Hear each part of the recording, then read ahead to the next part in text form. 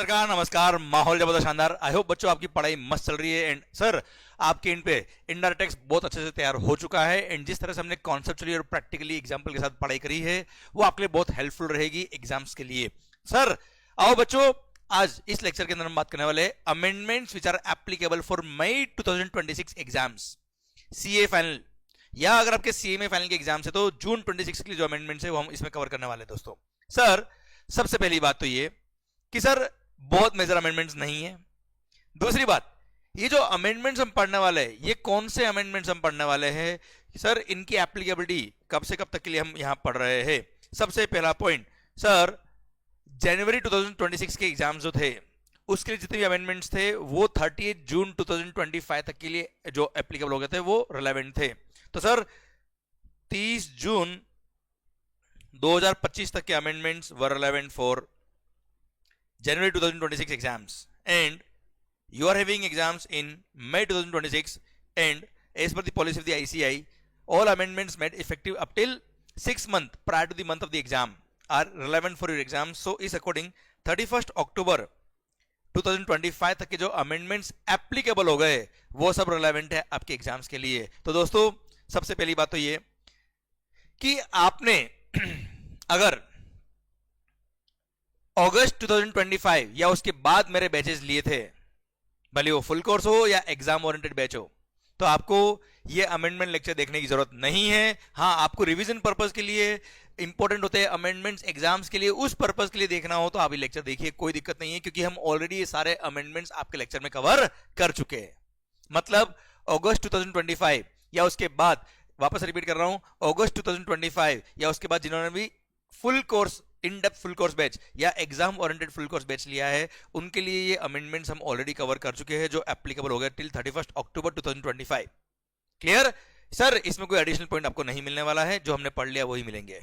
Next, जिन्होंने भी अगस्त से पहले वाले मंथ में अपने बैचेस लिए थे, भले वो इन डेप्थ फुल कोर्स बैच हो या एग्जाम ओरिएंटेड बैचेस हो, सर उसमें हमने ऑलरेडी 30 जून 2025 तक के अमेंडमेंट्स कवर कर लिए थे, क्योंकि सर उसमें सारे अमेंडमेंट्स हमने जनवरी 26 के अकॉर्डिंग इनकॉर्पोरेट कर लिए थे, एंड बुक्स भी आपको उस अकॉर्डिंग दिया था बच्चों। तो सर अब आपको जो, या फिर आपने उससे भी पुराने अगर बैचेस लिए थे तो आपने ऑलरेडी जनवरी 2026 तक के अमेंडमेंट्स मैंने यूट्यूब पे ऑलरेडी अपलोड कर दिए थे, वो आपने देख लिया होगा। वैसे जनवरी 26 के लिए केवल 2 अमेंडमेंट एप्लीकेबल थे भाई, एक तो इनपुट सर्विस डिस्ट्रीब्यूटर वाला, एक स्पेसिफाइड प्रीमाइसेस की डेफिनेशन जो सर सेक्शन 95 में काम आती है रेस्टोरेंट सर्विस के केस में बेटा। ओके, अदरवाइज कोई अमेंडमेंट था ही नहीं। अब इन दो डेट के बीच में जो अमेंडमेंट्स हुए हैं, मतलब 1 जुलाई 2025 से लेकर 31 अक्टूबर 2025 तक जो अमेंडमेंट्स एप्लीकेबल हो गए, जो रिलेवेंट है आपके एग्जाम्स के लिए जो होने वाला है मई 2026 में, या सर जिनके सीएमए में एग्जाम्स है, जिनके सीएमए हैं उनके लिए जून 2026 में एग्जाम्स होंगे, आपके लिए 30 नवंबर 2025 तक के amendments are relevant. And sir ये जो एक महीना था,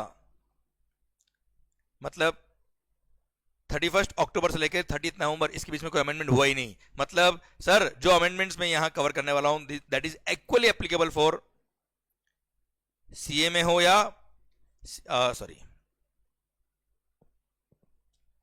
सीए फाइनल हो। ओके बच्चों क्लियर। तो सर शुरू करते हैं हम इस लेक्चर को। और हाँ सर, इससे पहले कि हम ये लेक्चर पढ़े, आपको जो नोट्स में दे रहा हूं वो कहां मिलेंगे सर, इस वीडियो के डिस्क्रिप्शन में आपको लिंक मिल जाएगा जहां से आप ये अमेंडमेंट नोट्स ले सकते हो, या फिर अपनी वेबसाइट wimconcept.com उसके फ्री रिसोर्सेज में जाके मई 2026 के लिए जो इंपॉर्टेंट है पॉइंट टैब दे रखा हमने, वहां से आप ये नोट्स डाउनलोड कर सकते हो बच्चों। सेकंड थिंग, अगर इस वीडियो को अब तक आपने लाइक नहीं किया है, चैनल को सब्सक्राइब नहीं किया है, तो सर बहुत भारी मेरे साथ आप अन्याय कर रहे हो। So do like and subscribe. And sir मजा आ जाए इस लेक्चर में तो कमेंट में जरूर बता देना कि मजा आया कि नहीं अमेंडमेंट कवर करने से। और उससे भी अच्छी बात मैं आपसे कर रहा हूं कि सर बहुत ज्यादा अमेंडमेंट्स नहीं है, बहुत कम अमेंडमेंट्स है। ओके चलिए सरकार, आइए सर, ये रहे आपके अमेंडमेंट नोट्स। ओके ये देखो सर, तूफान के साथ शुरू होता है अमेंडमेंट हमारा। सर अब मैंने जो अमेंडमेंट नोट्स दिया है, जैसे मैं हर बार करता हूं, मैंने अमेंडमेंट नोट्स आपको दिए हैं, ये उन सारे पेजेस को स्कैन करके आपको दिया है जिन जिन पेजेस पे अमेंडमेंट था। मान लो उस पेज पे केवल एक वर्ड अमेंडेड था तो भी मैंने पूरा पेज स्कैन किया, सो दैट आपकी जो बुक है उसके अंदर उस अमेंडमेंट को आपको इनकॉर्पोरेट करने में कोई टेंशन नहीं आए, आप इजीली इनकॉर्पोरेट कर पाओ। ओके एंड आपको अमेंडमेंट जल्दी से लिंक हो जाए आपकी बुक के साथ में बच्चों। अच्छा एक बात और, अभी हमने मई 2026 एग्जाम्स एंड ऑनवर्ड्स के लिए सर पहले जो हमारा 2 वॉल्यूम बुक हुआ करता था, मेन बुक एंड एक समरी बुक हुआ करता था, अब हमने सिंगल वॉल्यूम बुक बेस्ड पढ़ाई कर ली है। मतलब मैंने एक वॉल्यूम बुक बना दिया है, दोनों वॉल्यूम को सर एकदम मर्ज करके, एकदम सिंक्रोनाइज करके, पूरा एक एक लाइन को पढ़ के रीड्राफ्ट करके सिंगल वॉल्यूम बुक बना दिया है, जिससे हमने पूरे लेक्चर्स, रिवीजन लेक्चर जो नए वाले हैं वो रिकॉर्ड किए हैं, जो हमने फुल कोर्स बैच और एग्जाम ओरिएंटेड बैच है उसके बेस पे हमने रिकॉर्ड किया है। एंड ये अमेंडमेंट जो दे रहा हूं मैं भी उन्हीं पेजेस को स्कैन करके मैं आपको दे रहा हूं बच्चों। पर अगर आपके पास पुरानी बुक्स है तो भी चलेगा, कोई दिक्कत वाली बात नहीं है। आपको अगर लगता है कि हमको इंप्रोवाइज बुक से पढ़ना है, हमको सिंगल वॉल्यूम बुक से पढ़ना है, तो you can go for this single volume book जो हमने इस बार रिलीज करी है for May 2026 exams and onwards. Okay आओ बच्चों, सर अब हम शुरू करते हैं अमेंडमेंट की कहानी। सबसे पहला अमेंडमेंट ये रहा, रेट ऑफ टैक्स में चेंज हुआ है। सर आपने और मैंने पढ़ा हुआ है specified actionable claims are chargeable to GST, पर पहले यहां रेट ऑफ टैक्स था 28%, पर आपको पता है 28% वाला स्लैब जीएसटी 2.0 जो मोदी सरकार ने अमेंडमेंट किया है सर, उसमें 28% वाले स्लैब को उड़ाई दिया इन्होंने और सर इन पे 40% टैक्स लगा दिया। इसलिए specified actionable claims are chargeable to GST but at the rate of 40%। Clear? अच्छा ये सेम अमेंडमेंट 2-3 बार आ रहा है आगे, वो भी तुम्हें पहले बताता हूं सो दैट लिंक होकर समझ में आ जाएगा बच्चों। तो sir specified actionable claim, betting, gambling, lottery etcetera, इन सब पे रेट ऑफ टैक्स हो गया कितना 40% इंस्टेड ऑफ 28%। सर यहां पर मैं बाकी के अमेंडमेंट पढ़ाने से पहले ये रहा, ये देखिए एक सर्कुलर था बेटिंग गैम्बलिंग के रिगार्डिंग, उसमें भी आप 40% कर दीजिए, जो भी मैंने एग्जांपल दिया था उसमें 28% के हिसाब से था, जो रेट ऑफ टैक्स अब हो गया है कितना 40%। क्लियर? कोई खास अमेंडमेंट नहीं। वैसे रेट ऑफ टैक्स आपके सिलेबस में नहीं आता है, पर सिंस अपनी बुक के अंदर इसका रेफरेंस दे रखा था, सर्कुलर में इसका रेफरेंस था, इसलिए मैंने बताया। पर एक बड़ा शानदार अमेंडमेंट हुआ है, शानदार तो क्या हुआ, ऐसे लिंक होते हुआ है सर, याद करो valuation, rule number 31A, valuation के रूल्स। सर आओ पहले मैं बताता हूं आपको, जो लॉटरी के रिगार्डिंग था भाइयों, आइए सर ये रहा रूल नंबर 31A। देखिए बेटिंग गैम्बलिंग में तो हमेशा जो बैट वैल्यू है that is what is called value of supply, और over and above that bet value GST लगता है, that is not inclusive of GST बच्चों। 1 लाख का सट्टा खेला आपने, 1 लाख का जुआ खेला, 1 लाख रुपए जो आपने अमाउंट डिपॉजिट किया है, अमाउंट जो आपने दिया है बुक मेकर को, बुकी को, that is value of supply. उस पर सर 40% टैक्स अलग से लगेगा। पर लॉटरी टिकट्स, लॉटरी टिकट का जो वैल्यू था हमने पढ़ा था face value of lottery ticket, या जो प्राइस स्टेट गवर्नमेंट ने अपनी ऑफिशियल गजट में नोटिफाई किया है, that price is inclusive of GST. तो वहां पे पहले था that price divide by 128 into 100, अब सर वही 28 हटके 40 हो गया, इसलिए sir that price divide by 140 into 100 shall be the value of supply. Clear? Done? I hope समझ में आया बच्चों, ये पढ़ लीजिए। The value of supply of lottery shall be deemed to be 100 divided by 140 of the face value of ticket or of the price is notified in the official gazette by the organizing state, whichever is higher shall be the value of supply। तो ultimately जो पहले divide by 128 होता था अब वो divide by 140 हो गया, क्योंकि रेट ऑफ टैक्स भी 40% हो गया इस पे। क्लियर? कोई खास अमेंडमेंट नहीं, कोई टेंशन वाली बात नहीं बच्चों, हाँ ना भाई? आइए वापस स्टार्टिंग में चलते हैं हम। सर फर्स्ट हमने ये 40% वाला पॉइंट पढ़ लिया, जहां जहां इसका रेफरेंस आ रहा था वहां हमने इसको कवर कर लिया। आइए सेकंड पॉइंट हम पढ़ते हैं। सर शेड्यूल 3, शेड्यूल 3 हमने पढ़ा हुआ है कि sir following transactions are neither supply of goods nor supply of services, उसमें ये एंट्री नंबर 8AA ऐड हो गया है। अच्छा आपने और मैंने एक पॉइंट पहले पढ़ा था 8A कि जहां पे अगर आपने कोई गुड्स इंपोर्ट किया, कस्टम बॉन्डेड वेयरहाउस में स्टोर किया और कस्टम बॉन्डेड वेयरहाउस से कस्टम क्लियरेंस कराने से पहले ही आपने बेच दिया गुड्स को वेयरहाउस में ही, तो सर जब उस गुड्स का कस्टम क्लियरेंस होगा तब वैसे भी आई जीएसटी लगने वाला है, इसलिए वेयरहाउस के अंदर जब आप बेचेंगे गुड्स को तब उस पर कोई जीएसटी लगाने की जरूरत नहीं है, बार बार जीएसटी लगाने का कोई फायदा नहीं है। क्लियर? सेम पॉइंट अभी पॉइंट नंबर 8AA उसी थीम पे ऐड हो गया है कि स्पेशल इकोनॉमिक जोन की यूनिट ने कोई गुड्स इंपोर्ट किया या कोई गुड्स वेयरहाउस का फ्री ट्रेड वेयरहाउसिंग जोन में, और वो गुड्स को आपने वहीं पे बेचा है before getting cleared it for इधर एक्सपोर्ट और फॉर डोमेस्टिक मार्केट, तो सर ऐसे केस में it is neither supply of goods nor supply of service, उस पर कोई जीएसटी नहीं लगेगा। कारण क्या है समझिए बात को, स्पेशल इकोनॉमिक जोन से जब गुड्स, अच्छा एक बात और आपको पता है, वैसे तो एसईजेड ने कोई गुड्स अगर इंपोर्ट किया है तो उस पर कोई कस्टम नहीं लगता है, इंक्लूडिंग बेसिक कस्टम ड्यूटी भी नहीं लगता है, कोई कस्टम नहीं लगता है। एसईजेड एक्ट में लिखा हुआ है कि notwithstanding anything content in any act no custom duty shall be levied no taxes will be levied on import of goods by the unit of SEZ और अ डेवलपर ऑफ एसईजेड। पर अब SEZ से अगर कोई goods domestic market में जाती है, DTA में जाती है, तो उसका उस टाइम पर सर उसको ये मानते हैं कि गुड्स इंपोर्ट हुआ इंडिया में। मतलब डीटीए से अगर किसी गुड्स, डीटीए में किसी पर्सन ने गुड्स परचेज किया है एसईजेड से, तो उसको बिल ऑफ एंट्री फाइल करना पड़ता है। एंड सर सारे कस्टम ड्यूटी एप्लीकेबल होते हैं when the person is buying the goods in DTA from SEZ. तो सर जब एसईजेड से गुड्स परचेज करेगा पर्सन डीटीए में, तब उस पर कस्टम लगेगा, कस्टम के साथ में आईजीएसटी अंडर सेक्शन 37 लग जाएगा उस टाइम पे ही। तो सर अगर आपने एसईजेड में कोई गुड्स अगर बेचा है बार बार, तो उस पर अलग से जीएसटी लगाने की जरूरत नहीं है। आई होप लॉजिक भी क्लियर हो गया बेटा आपको। ओके, पढ़ लीजिए। Supply of goods warehoused in a special economic zone और in a free trade warehousing zone to a person, any person, before clearance for exports और for domestic tariff area. Clear? ये neither supply of goods होगा nor supply of service होगा। Same fundamental जो हमने warehouse goods के लिए पढ़ा था सर, वही फंडामेंटल यहां पर है, और ये भी रेट्रोस्पेक्टिवली इंसर्ट हुआ है with effect from 1 July 2017। Okay मालिक, डन। क्लियर है सर? कोई टफ है क्या? आ रहा है मजा? ऐसा फटाफट अमेंडमेंट होंगे, कोई टफ नहीं बच्चों, आराम से होंगे। नेक्स्ट आइए बच्चों, अच्छा ये हमने पढ़ लिया 40% वाला बेटा। देन आइए सर, ये वाउचर्स वाला एक सर्कुलर दे रखा है जो हमने ऑलरेडी पढ़ा हुआ है बच्चों।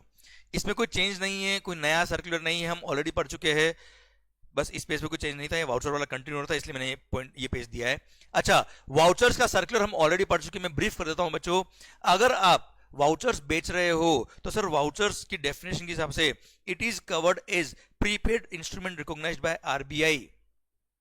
और ये prepaid instruments recognised by RBI अगर है तो it is covered under the definition of the term money.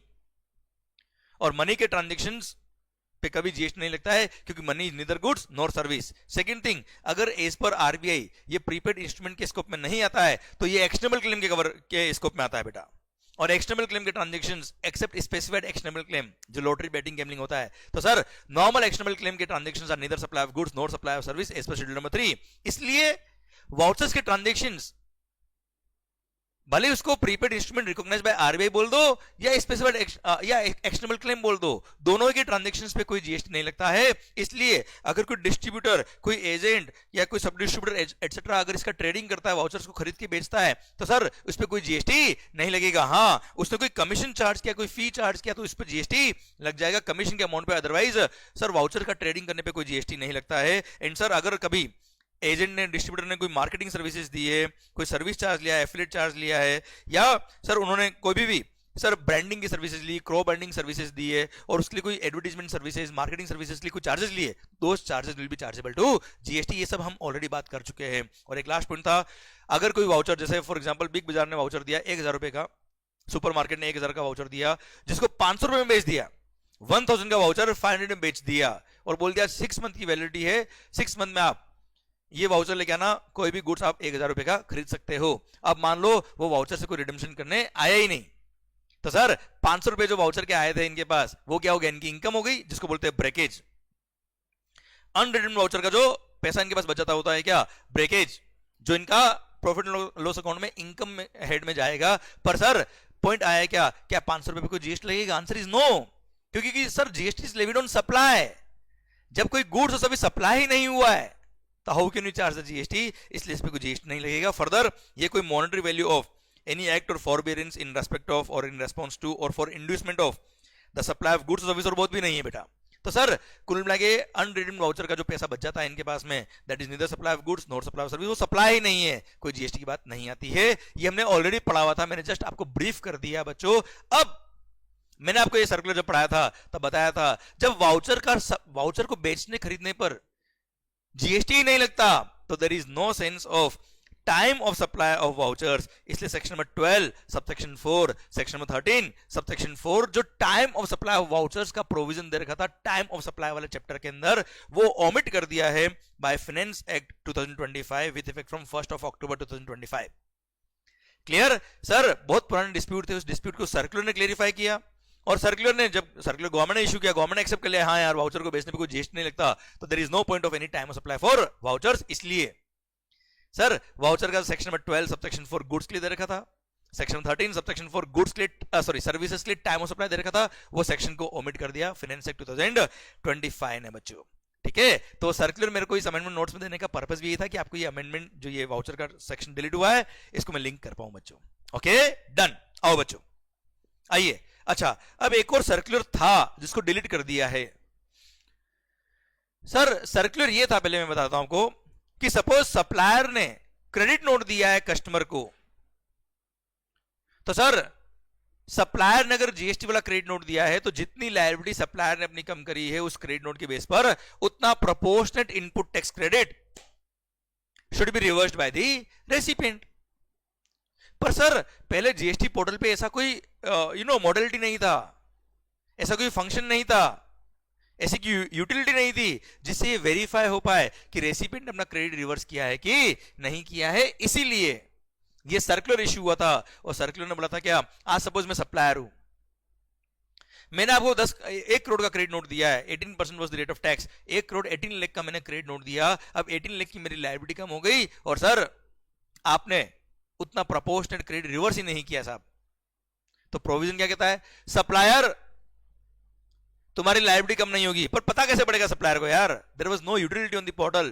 तो जब भी ऐसे केस में जीएसटी डिपार्टमेंट जब वेरिफिकेशन करने आता था तब वो थर्ड पार्टी चेकिंग करता था, तब जाके उसको पता पड़ता था कि सर रेसिपिएंट ने क्रेडिट रिवर्स नहीं किया है, सप्लायर तो अपनी लायबिलिटी वापस ऐड कर, वो टैक्स पे कर, विद इंटरेस्ट पे कर, हाँ है ना, अदरवाइज डिपार्टमेंट भरोसा नहीं करता था हम पे। तो इसलिए डिपार्टमेंट ने सर एक सर्कुलर इश्यू करके बोल दिया कि अगर सप्लायर तूने अपनी लायबिलिटी कम करी है क्रेडिट नोट के बेस पे, तो रेसिपिएंट ने क्रेडिट रिवर्स किया कि नहीं किया, उसके एविडेंस के लिए आपको सर उस रेसिपिएंट को बोलना पड़ेगा, एक सर्टिफिकेट हमको देगा, वो recipient will give the certificate जो सर्टिफाई करेगा प्रैक्टिसिंग चार्टर्ड अकाउंटेंट और कॉस्ट अकाउंटेंट कि साहब हमारे इस रेसिपिएंट ने, हमारे इस क्लाइंट ने इतना क्रेडिट रिवर्स कर दिया है। अगर amount involve, amount of tax, CGST, SGST, IGST सब मिला के एक्सीडिंग फाइल है तो सीए का सर्टिफिकेट चाहिए था, और 5 लाख तक का अमाउंट है तो सेल्फ सर्टिफिकेट चाहिए था रेसिपिएंट से कि मैंने क्रेडिट रिवर्स कर दिया है। पर अब ये सर्कुलर क्या हो गया है, डिलीट। कारण क्या है,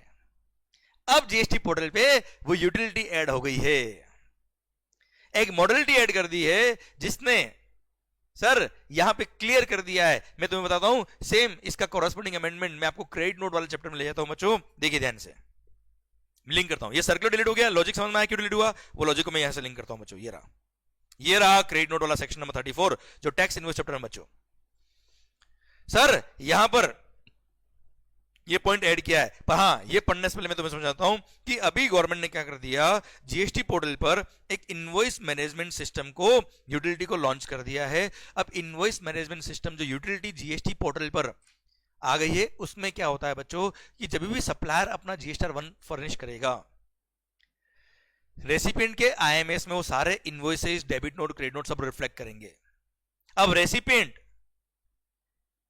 चाहे तो उन सारे invoices, debit note, credit note सब जो भी उसके पास आ रहे हैं उन सबको या तो वो एक्सेप्ट करे या रिजेक्ट करे, या कुछ को एक्सेप्ट करे कुछ को रिजेक्ट करे। और उसने अगर कुछ भी नहीं किया है और उसने अपना रिटर्न फाइल कर दिया तो मान लेंगे उसने सारे डेबिट नोट, क्रेडिट नोट क्या कर दिए, एक्सेप्ट कर दिए। तो मालिक अगर आपने कोई भी invoice, debit note, credit note अगर इश्यू किया है रेसिपिएंट को, रेसिपिएंट ने उसको एक्सेप्ट या रिजेक्ट नहीं किया, ऑटोमेटिक मान लेंगे एक्सेप्ट हो गया। सर अब सुनना मेरी बात ध्यान से, अब सर सप्लायर ने अगर कभी कोई क्रेडिट नोट इश्यू किया रेसिपिएंट को, अपनी लायबिलिटी उसने कम करी जीएसटी 1 के थ्रू बेटा, है ना। अब रेसिपिएंट के जब इनवॉइस मैनेजमेंट सिस्टम में वो क्रेडिट नोट रिफ्लेक्ट करेगा, या तो उसको वो एक्सेप्ट करेगा, बहुत अच्छी बात है। अगर उसने रिजेक्ट कर दिया मतलब उसने अपनी लायबिलिटी कम नहीं करी, उसने लायबिलिटी कम नहीं करी तो वो ऑटोमेटिक अगले महीने का जब मैं जीएसटी 1 फाइल करूंगा तब मेरी लायबिलिटी में वो ऐड हो जाएगा और मुझे वो टैक्स वापस से गवर्नमेंट को पे करना पड़ेगा अलोंग विद इंटरेस्ट, हाँ है ना मालिक। पर अगर उस रेसिपिएंट ने उस क्रेडिट नोट को एक्सेप्ट कर लिया या फिर कुछ भी नहीं किया, रिजेक्ट भी नहीं किया, एक्सेप्ट भी नहीं किया, तो ऑटोमेटिक उसने एक्सेप्ट कर लिया, मतलब उसने अपनी लायबिलिटी कम कर दी। वो उसके जब रिटर्न फाइल करेगा उससे वो क्रेडिट नोट क्या करेगा, उसका आईटीसी प्रोपोर्शनल रिवर्स कर देगा बेटा, हाँ है ना भाई। तो सर इससे डिपार्टमेंट को ये क्रॉस चेक हो गया कि जो सप्लायर ने अपनी लायबिलिटी कम करी उतना प्रोपोर्शनल रेसिपिएंट ने अपना आईटीसी रिवर्स किया है। जब वो सिस्टम से ही पता पड़ रहा है तो अब सीए के सर्टिफिकेट की जरूरत नहीं है, समझे, इसलिए वो सर्कुलर डिलीट हो गया। और यहां पे क्रेडिट नोट के यहां पे इन्होंने एक पॉइंट ऐड कर दिया कि further in case of issuance of credit note no reduction in output tax liability of the supplier shall be permitted if मतलब उसकी लायबिलिटी कम नहीं होगी अगर ITC as is attributable to such a credit note if availed has not been reversed by the recipient where the recipient is a registered person. अगर recipient registered person है, उसने अगर अपना ITC रिवर्स नहीं किया तो सप्लायर की liability भी कम नहीं होगी। फर्दर अगर रेसिपिएंट रजिस्टर्ड पर्सन नहीं है तो ऐसे केस में उसने क्रेडिट तो वैसे भी नहीं लिया होगा, पर उस क्रेडिट नोट की वजह से जितना लायबिलिटी रेसिपिएंट सप्लायर का कम हो रहा है उतना proportionate benefit should be pass on to the customer. इसलिए यह लिख दिया क्या कि सप्लायर का लायबिलिटी कम नहीं होगा अगर incidence of tax on such supply has been passed on to any other person in any other case. मतलब रेसिपिएंट अगर रजिस्टर्ड नहीं है और टैक्स का बर्डन अगर उसको शिफ्ट कर दिया है तो या तो उसको रिफंड दो या फिर आपकी लायबिलिटी कम नहीं होगी। हाँ है ना भाई? तो सर कुल मिला के आपने रेसिपिएंट को अगर क्रेडिट नोट का बेनिफिट पास ऑन कर दिया है तो यस आपकी लायबिलिटी कम हो जाएगी। और सर अगर रेसिपिएंट रजिस्टर्ड पर्सन है तो सर उसने अगर अपना ITC रिवर्स कर दिया तो आपकी भी लायबिलिटी कम हो जाएगी। क्लियर? इसको मैंने इनवॉइस मैनेजमेंट सिस्टम से आपको लिंक करके पढ़ा दिया। आई होप आपको समझ में आया बच्चों। अब इनवॉइस मैनेजमेंट सिस्टम में हर invoice, debit note, credit note जो भी आपके सप्लायर्स ने इश्यू किए वो सब आपके उधर रिफ्लेक्ट होंगे बच्चों। ओके मालिक? चलिए आइए, आई होप ये लिंकिंग करके जो हम पढ़ रहे हैं कनेक्टिविटी से आपको समझ में आ रहा है एंड आपके अमेंडमेंट भी अच्छे से कवर हो रहे हैं बच्चों। आइए बच्चों मालिक, ये अभी हमने सर्कुलर जो यहाँ पे आपको वैल्यूएशन चैप्टर में दे रखा था after the topic of discounts, वहां से मैंने सर्कुलर डिलीट कर दिया। आओ मालिक, अब हम पढ़ते हैं एक सर्कुलर जो नया इशू हुआ है। सेकेंडरी और पोस्ट सेल डिस्काउंट जो होते हैं बेटा, उसके रिगार्डिंग कुछ डाउट्स थे इंडस्ट्री में, उसको क्लेरिफाई करने के लिए डिपार्टमेंट ने सर्कुलर इशू किया। सबसे पहली बात तो ये कि सर आपको और मेरे को ऑलरेडी पता है कि सर GST वाला क्रेडिट नोट अगर इशू किया है तो सर GST वाले क्रेडिट नोट के लिए there are post supply discount जो होता है उसके लिए कुछ कंडीशन है। कंडीशन क्या है? First there should be pre existing condition the contract कि ऐसा होने पर डिस्काउंट मिलेगा। Second, at the time of supply itself it must be known, ये पता होना चाहिए कि सर ये कंडीशन पूरी होगी तो डिस्काउंट मिलेगा। एंड सर जितना आपने लायबिलिटी कम किया है उतना रेसिपिएंट ने अपना क्रेडिट रिवर्स किया है। एंड जो आपने टैक्स आपने जो क्रेडिट नोट इश्यू किया it should be linked with the original invoices बेटा। हाँ है ना भाई? Sir it should be linked with the invoices, मतलब क्रेडिट नोट के अंदर वो इनवॉइस नंबर डालना पड़ेगा। क्लियर? ये सारी कंडीशन अगर पूरी होती है तो ऐसे केस में पोस्ट सप्लाई डिस्काउंट्स जो होते हैं वो वैल्यू सप्लाई से एक्सक्लूड होते हैं और ऐसे केस में सप्लायर की GST लायबिलिटी कम हो जाती है बच्चों। पर अगर कभी एडोक डिस्काउंट दिया है, मतलब eight the time of supply नहीं पता था as per terms of agreement कि ऐसा होने पर डिस्काउंट मिलेगा, तो साहब ऐसे केस में फाइनेंशियल क्रेडिट नोट इश्यू करेगा supplier, commercial credit note issue करेगा पर GST क्रेडिट नोट इश्यू नहीं करेगा और उस क्रेडिट नोट की वजह से सप्लायर की GST लायबिलिटी कम नहीं होगी। तो सर अगर सप्लायर की GST लायबिलिटी कम नहीं हो रही है तो क्या रेसिपिएंट को कोई क्रेडिट रिवर्स करना है क्या? Answer is no. क्लियर? ये इश्यू नंबर 1 खत्म बेटा। ये तो आपको ऑलरेडी आता था बच्चा, वापस बोल देता बेटा मैं। अगर सप्लायर ने फाइनेंशियल या कमर्शियल क्रेडिट नोट दिया है जिसकी वजह से उसकी GST लायबिलिटी कम नहीं हुई है तो रेसिपिएंट को भी कोई क्रेडिट रिवर्स करने की जरूरत नहीं है। क्लियर? समझे मेरी बात? डन। ये पढ़ लीजिए सर आप। हाँ ना मालिक? The recipient will not be required to reverse input tax credit attributable to discount provided on the basis of financial or commercial credit notes issued by the supplier, as there is no reduction in the original transaction value of the supply and accordingly corresponding tax liability would also not get reduced। जब value supply for the purpose of GST कम हुआ ही नहीं तो उसका corresponding liability भी कम नहीं हुआ, corresponding liability कम नहीं हुआ तो सरकार को पूरा टैक्स मिला ना भाई, तो रेसिपिएंट का क्रेडिट किस बात का रिवर्स कराने का। ठीक है? डन। ये ऑलरेडी हमने टॉपिक पढ़ते वक्त, लेक्चर पढ़ते वक्त जो नॉर्मल हमने सिलेबस पढ़ा था तब ऑलरेडी बात करी हुई बेटा। ये डिपार्टमेंट सर्कुलर देखे क्लेरिफाई भी कर दिया, कोई नया पॉइंट नहीं है, ऑलरेडी आता था अपने को। आइए अब एक और बात करते हैं, बड़ा अच्छा और सुंदर पॉइंट है बेटा, ये ध्यान से पढ़ना। Weather a post sale discount offered by a manufacturer to its dealer or distributor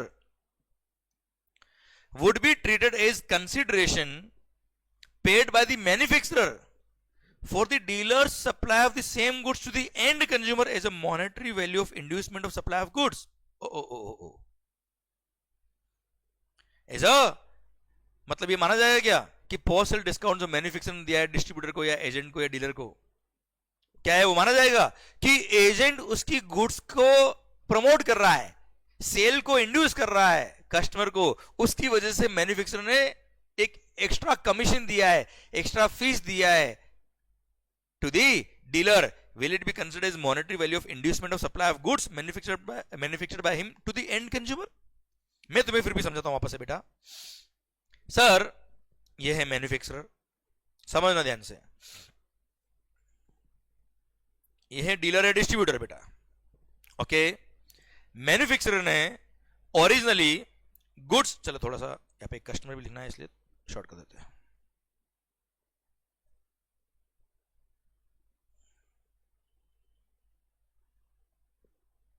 okay मालिक, मैन्युफैक्चरर ने डीलर को गुड्स बेच दिया है, सपोज ₹5 लाख में। कितने बेटा? 5 लाख में। ओके, अब सर डीलर को अगर गुड्स बेच दिया है मैन्युफैक्चरर ने, मेरे मालिक बेचा है, तो मालिक कौन बन गया गुड्स का? डीलर। अब डीलर आगे इन गुड्स को बेचता है कितने में? 6 लाख में। 6 लाख में गुड्स बेचता है किसको? एंड कंज्यूमर को। हाँ ना भाई, क्लियर? वो उसका गुड्स है, वो 6 लाख में बेचे, 10 लाख में बेचे, 7 लाख में बेचे, 4 लाख में बेचे, डीलर की चॉइस है ना यार। Dealer is the owner of the goods after buying the goods from the manufacturer. Clear? ठीक है सर। अब क्वेश्चन क्या आता है, जैसे दीपावली का ओकेजन आता है या कोई ऐसा फेस्टिव ओकेजन आता है जब पता है कि कस्टमर्स बाइंग करने आएंगे। अब सर बहुत मार्केट में कंपटीशन है, अगर हमने कुछ डिस्काउंट कस्टमर को ऑफर कर दिया तो गुड्स हमारी ज्यादा बिकेगी। तो मैन्युफैक्चरर ने क्या किया, डीलर्स को 50,000 रुपए का डिस्काउंट दिया।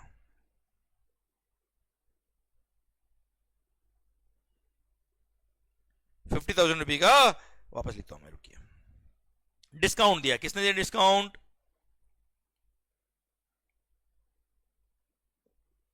किसने दिया मालिक discount? Discount was given by manufacturer to the dealer which is called post supplier discount. क्यों दिया? ताकि सर मार्केट में वो डिस्काउंट जब डीलर को मैन्युफैक्चरर देगा तो डीलर भी हिम्मत करेगा, साहब हम भी आगे डिस्काउंट पास ऑन कर दे अपने कस्टमर को, और जो सेल प्राइस था इनका 6 लाख का, उसकी जगह वो 5,50,000 में या जो भी उसकी चॉइस है उस प्राइस में बेचे, सो दैट ज्यादा माल बिके सीजन के टाइम पे। क्लियर? सर मैंने आपको ट्रांजैक्शन सिखा दिया। अब सुनना मेरी बात ध्यान से। क्या इस सिचुएशन में ये माना जाएगा कि सर डीलर ने कोई सर्विस दी है मैन्युफैक्चरर को for inducement of supply of goods? Is it like that? Answer is no sir, dealer is not providing any service of inducement of supply of goods. मतलब sir monetary value of inducement of supply of goods ये नहीं माना जाएगा, और ऐसे case में ये 50,000 रुपए सप्लाई के स्कोप में नहीं आएंगे। एंड सर ऑब्वियसली सर इस पे कोई जीएसटी की बात नहीं आएगी। Clear? Done. Second case, case number 2, सुनिएगा बात को ध्यान से। यही केस अगर होता, आज मैं बात करता हूं हमसे भाई, ओके सुनना बात को ध्यान से। यही केस अगर होता जहां पर मैन्युफैक्चरर ने एंड कंज्यूमर से, एंड कस्टमर से कोई एग्रीमेंट कर दिया कि मैं आपको गुड्स 6 लाख में नहीं 550 में दिलवाऊंगा डीलर से। किसने एग्रीमेंट कर दिया? मैन्युफैक्चरर ने। किससे एग्रीमेंट किया भाई? एंड कस्टमर से। अच्छा, एंड कस्टमर को गुड्स बेचेगा कौन? बेचेगा तो डीलर ही। मैन्युफैक्चरर डायरेक्ट गुड्स नहीं बेचता एंड कंज्यूमर को।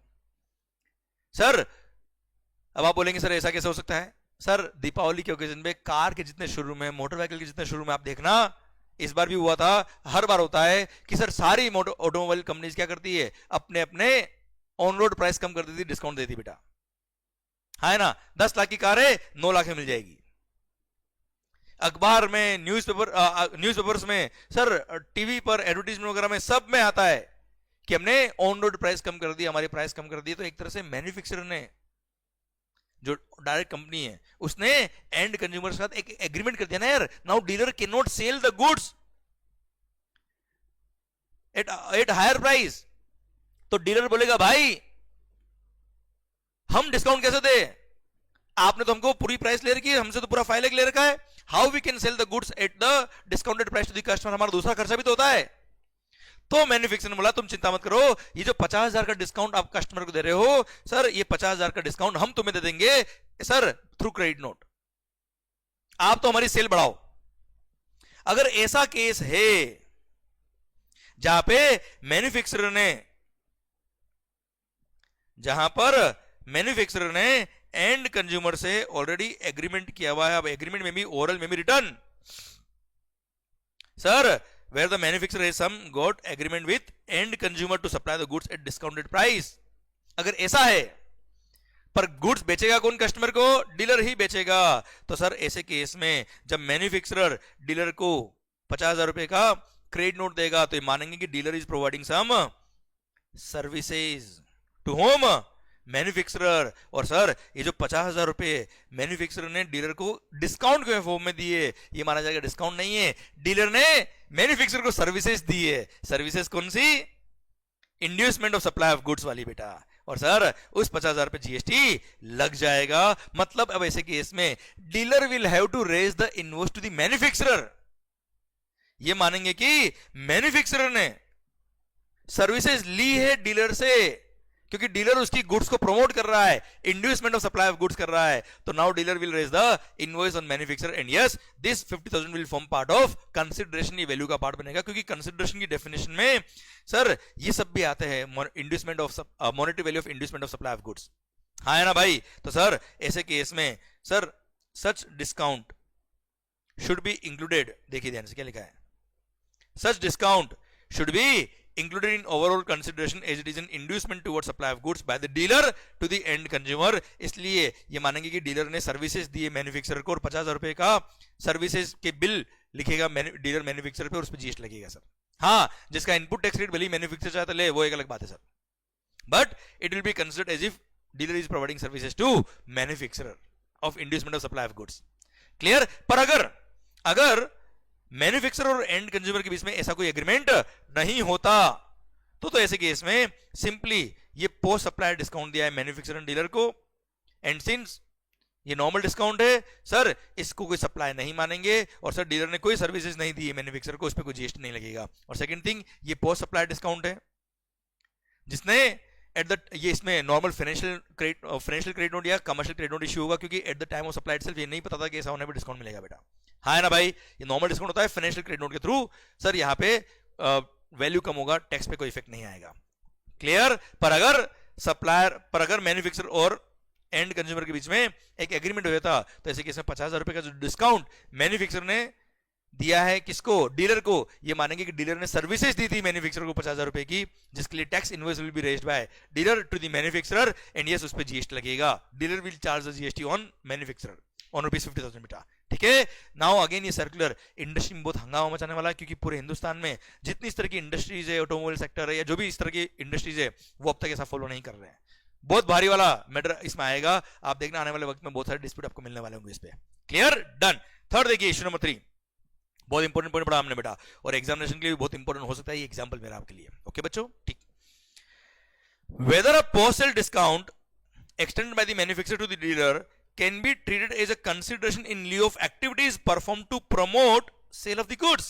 देख भाई, कभी भी मैन्युफैक्चरर अपने डीलर्स को नॉर्मल जब पोस्ट सप्लाई डिस्काउंट देता है तो that's a normal discount, so that वो डीलर उन गुड्स की सेल को थोड़ा पुश कर पाए, उसको थोड़ा पुशअप मिले, उसको थोड़ा मार्जिन एक्स्ट्रा मिलेगा ना, तो वो उन गुड्स को थोड़ा पुश कर पाएगा, बेचेगा, खुश होकर बेचेगा, इसमें कमाई ज्यादा हो रही सर, थोड़ा डिस्काउंट कस्टमर को भी दे देगा, या सर थोड़ी ऐसी एक्टिविटीज करेगा जिससे वो सेल पुश हो। पर इसका मतलब ये नहीं है कि dealer is providing some marketing services to manufacturer, ऐसा नहीं है यार। Clear? It's a normal discount, financial और कमर्शियल क्रेडिट नोट इसमें इश्यू होगा, और सर इस पे कोई जीएसटी की बात नहीं आएगी। पर अगर मान लो कभी स्पेसिफिक एग्रीमेंट है, अगर कोई स्पेसिफिक एग्रीमेंट है जिसके थ्रू वो dealer will take some specific sales promotion activities such as advertising campaign, co-branding, customization, special sales drives, exhibition arrangements, customer support services, etc.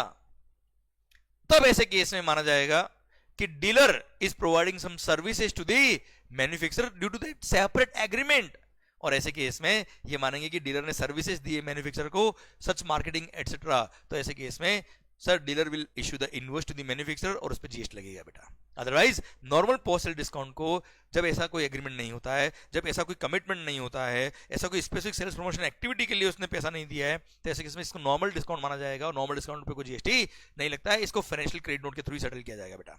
Clear? Done? समझा? क्लियर? अच्छा ध्यान रखिएगा, ये जो मैंने सर्कुलर भी पढ़ाया है, this is very much important for your May 26 exams. Okay, और मैं अगर बोल रहा हूं कि मई 26 एग्जाम के लिए बहुत इंपॉर्टेंट है, तो आई रियली मीन इट बेटा। ओके, चलिए आओ बच्चों, अगला अमेंडमेंट हम पढ़ चुके बेटा ऑलरेडी। नेक्स्ट, वाह सर वाह सर, आपने और मैंने सफारी रिट्रीट वाला केस लो पढ़ा हुआ है, पूरे हिंदुस्तान में बहुत बड़ा हंगामा होता है इसके रिगार्डिंग सर, जहां पर डिपार्टमेंट के अगेंस्ट जजमेंट आया था और वहां एसएससी को कंस्ट्रक्शन ऑफ इमूवेबल प्रॉपर्टी में जो भी गुड्स और सर्विस काम आ रही है अदर देन वर्क्स कॉन्ट्रैक्ट, उन सबका भी क्रेडिट लेना अलाउ कर दिया था, depending on case to case. अगर जैसे आप कोई मॉल का कंस्ट्रक्शन कर रहे हो, कोई बिल्डिंग का कंस्ट्रक्शन कर रहे हो, and that building is very much important for your business purpose, जैसे आप रेंटिंग ऑफ इमूवेबल प्रॉपर्टी करने के लिए बिल्डिंग बना रहे हो, कमर्शियल मॉल आपने बनाया है, क्यों आप लीज पे दोगे, तो सर आपको जो लीज का पेमेंट आएगा, रेंट का जो पैसा आएगा, उस पर जीएसटी लगेगा, उसके लिए वो कंस्ट्रक्शन सर्विसेज, कंस्ट्रक्शन में मटेरियल जो काम आ रहा है वो सब बहुत इंपॉर्टेंट था, तो आपको इनपुट टैक्स क्रेडिट अलाउ कर दिया था सफारी रिट्रीट प्राइवेट लिमिटेड के केस में सुप्रीम कोर्ट ने। पर डिपार्टमेंट केस हार गया और सर एसएससी को क्रेडिट अलाउ हो गया, पर आपको बताया जहां जहां डिपार्टमेंट हारता है, वाह वाह, अमेंडमेंट के चांस होते हैं। और यस, लॉ में जो एक लूपहोल हो गया था इनसे, यहां पे प्लांट और मशीनरी की जगह प्लांट एंड मशीनरी की जगह प्लांट और मशीनरी गलती से लिख दिया था इन्होंने लॉ मेकर्स ने ड्राफ्टिंग करते वक्त। अब लॉ में अमेंडमेंट कर दिया, वो भी retrospectively with effect from 1 July 2017, और यहां पर section number 17 subsection 5 block credit, उसे क्लोज नंबर डी में प्लांट और मशीनरी वर्ड को रिप्लेस करके प्लांट एंड मशीनरी कर दिया है। और sir Safari retreat private limited case लो अब आपके लिए रिलेवेंट नहीं रहेगा, आपको एग्जामिनेशन पर्पस के लिए पढ़ने की जरूरत नहीं है। देखिए क्या लिखा है, वर्ड्स प्लांट और machinery has been substituted by the word plant and machinery by finance act 2025 retrospectively with effect from 1 July 2017। तो सर कुल मिला के वर्क्स कॉन्ट्रैक्ट सर्विस हो या कोई भी इनवर्ट सप्लाई हो, भले गुड्स की हो या कोई भी सर्विसेज हो, जो कंस्ट्रक्शन ऑफ इमूवेबल प्रॉपर्टी में काम आया, उसमें जो भी आपने जीएसटी पे किया इनवर्ट सप्लाईज पे, उस पर कोई क्रेडिट आपको नहीं मिलने वाला, एक्सेप्ट दो केस। अगर आप फर्दर कंस्ट्रक्शन सर्विस या वर्क्स कॉन्ट्रैक्ट सर्विस दे रहे हो तो, और सेकंड आप प्लांट एंड मशीनरी का इरेक्शन कमीशनिंग कर रहे हो, तो उसमें काम आने वाले cement, steel, iron, works contract service, construction service, सबका आपको आईटीसी मिल जाएगा, अदरवाइज आईटीसी नहीं मिलेगा। प्लांट एंड मशीनरी वर्ड को शिद्दत से डिफाइन किया हुआ जो हमने ऑलरेडी पढ़ा हुआ बेटा, पर प्लांट एंड मशीनरी के स्कोप में यहाँ पे भी प्लांट एंड मशीनरी है, यहाँ पे भी प्लांट एंड मशीनरी हो गया। प्लांट एंड मशीनरी के स्कोप में लैंड, बिल्डिंग, सिविल स्ट्रक्चर नहीं आता है, टेलीकॉम टावर्स नहीं आते हैं, sir pipeline laid outside the factory premises नहीं आते, हमने ऑलरेडी बात किया हुआ बेटा। क्लियर? और यहाँ पे क्या लिखा है इन्होंने एक्सप्लेनेशन लिख के, for the purposes of clause number D it is hereby clarified that notwithstanding, देखो क्या लिखा है, anything to the contrary contained in any judgment, देखो सुप्रीम कोर्ट ने जजमेंट दिया उसमें क्या लिखा, we don't care, any judgment, decree or order of any court, tribunal या any other authority, कुछ भी जजमेंट में क्या लिखा, we don't care, any reference to plant or machinery shall be construed and shall always be deemed to have been construed as reference to plant and machinery. इसलिए अब आपके exams के लिए मई 26 onwards safari retreat private limited का judgement अब relevant नहीं रहेगा। आपको यही मानना है कि सर क्लॉज नंबर सी में भी प्लांट एंड मशीनरी था, यहाँ पे भी प्लांट एंड मशीनरी ही था। ओके, और मैंने आपके रेफरेंस के लिए लिख दिया है केस लोग chief commissioner of CGST versus Safari retreat private limited, supreme court judgement 2024। Now this case law is not relevant due to amendment in section number 17 subsection 5 clause number D plant and machinery amendment. Okay done. चलिए सरकार आओ बच्चों, अब again जो next point बोल रहा हूं वो रेट ऑफ टैक्स को लेके है बेटा। जीटीए सर्विस, जीटीए ये मैंने आपको नॉलेज के लिए बता रखा है बेटा, गुड्स ट्रांसपोर्ट एजेंसी सर्विसेज अगर आप प्रोवाइड करते हो तो आपके पास चॉइस होती है कि सर आप चाहे तो अपना जीटीए ट्रांसपोर्टर चाहे तो अपना जीएसटी में रजिस्ट्रेशन कराए और फॉरवर्ड चार्ज में टैक्स पे करने वाला ऑप्शन ले। अगर उसने जीएसटी में रजिस्ट्रेशन करा के फॉरवर्ड चार्ज में टैक्स पे करने वाला ऑप्शन लिया है जीटीए ने, तो ऐसे केस में रेट ऑफ टैक्स क्या है बेटा, दो चॉइस अगेन उसके पास कि या तो वो 5% टैक्स पे करे, पर उसने जो भी ट्रक, जो भी इनपुट वगैरह परचेज की, जो भी input service capital goods purchase की, कोई क्रेडिट उसको नहीं मिलेगा। या फिर अगर उसको जीटीए को सारा इनपुट सर्विस कैपिटल गुड्स का क्रेडिट चाहिए, तो चाहे तो 18% टैक्स पे करने वाला ऑप्शन ले। क्लियर? ये फॉरवर्ड चार्ज में जब लायबिलिटी थी तब उसको चॉइस दिया। यहां पहले 12% था, जिसको रिप्लेस करके अब कितना कर दिया बेटा? 18% कर दिया है। हाँ ना मालिक? पेंसिल थोड़ा सा मिस्टेक कर रहा है। ओके, क्लियर है सर? पहले कितना था बेटा? 12%, जिसको रिप्लेस करके अब कितना कर दिया बेटा?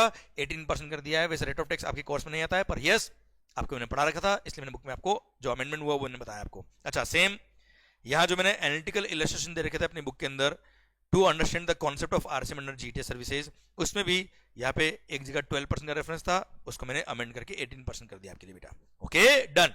क्योंकि आपको पता है जीएसटी 2.0 में रेट ऑफ टैक्स 12% वाला हटा दिया इन्होंने, इसलिए भी, और उसकी जगह या तो 5% कर दिया, 18% कर दिया। जीटीए में 18% किया। फर्दर अब आपको नॉलेज के लिए बता रहा हूं बच्चों में, renting of any motor vehicle design to transport passengers, actually practically इस पे भी रेट ऑफ टैक्स 18% हो चुका है फ्रॉम 12%।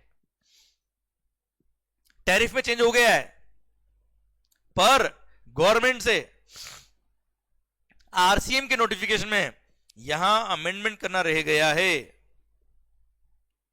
सर, इसलिए मैंने यहां कोई चेंज नहीं किया। यहां तो अभी भी 12% ही लिखा है साहब इन्होंने। ऑथर्स नोट लिख के मैंने बोल दिया है कि GST rate has change from 18% to 12%, but this rate has not yet been amended in RCM notification. तो आपके एग्जाम्स में भी सर आपको 12 आए तो भी आंसर ये लिख के आना है, 18 आए तो भी आंसर ये लिख के आना है बेटा। अब एक्चुअली है क्या, मैं आपको रिवाइज करता हूं बेटा। पॉइंट हो सकता है बहुत सारे लोगों को भी याद नहीं आ रहा होगा जल्दबाजी में। मालिक, renting of motor vehicle design to transport passengers, जहां पे cost of fuel is included in the price charge from the customer, तो ऐसे केस में अगर supplier other than body corporate है और रेसिपिएंट बॉडी कॉर्पोरेट है, तो ऐसे केस में रिवर्स चार्ज मैकेनिज्म लगता है। पर अगर सप्लायर ने 12% टैक्स पे करने वाला ऑप्शन लिया, कितना बेटा? 12% टैक्स पे करने वाला ऑप्शन लिया, तो ऐसे केस में वहां पर हमेशा फॉरवर्ड चार्ज लगेगा, रिवर्स चार्ज नहीं लगेगा। सीजीएसटी 6%, एसजीएसटी 6%, टोटल मिला के 12% टैक्स पे किया है उसने, अपने बिल पे 12% लगाया, तो ऐसे केस में भले ही सप्लायर बॉडी कॉर्पोरेट हो ना हो, रेसिपिएंट बॉडी कॉर्पोरेट हो ना हो, देखने का ही नहीं, डायरेक्ट फॉरवर्ड चार्ज में सप्लायर टैक्स पे करेगा। तो सर अब ये रेट ऑफ टैक्स 12% चेंज होकर 18% हो चुकी है।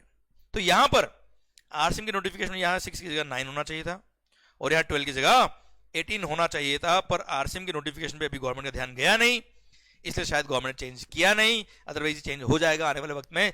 अब सर प्रैक्टिकली ये चेंज हो चुका है, पर आरसीएम नोटिफिकेशन में अब तक गवर्नमेंट ने अमेंडमेंट करना, गवर्नमेंट से गलती रह गई है। तो सर आपके एग्जाम्स के लिए मैं बात करूं तो अभी भी भले आप 12 आपसे पूछेंगे नहीं, एग्जाम में अगर क्वेश्चन आया है तो आप 12 लिख के आएंगे तो भी सही है, 18 लिख के आएंगे तो भी सही रहेगा बेटा। Okay, done. आइए बच्चों,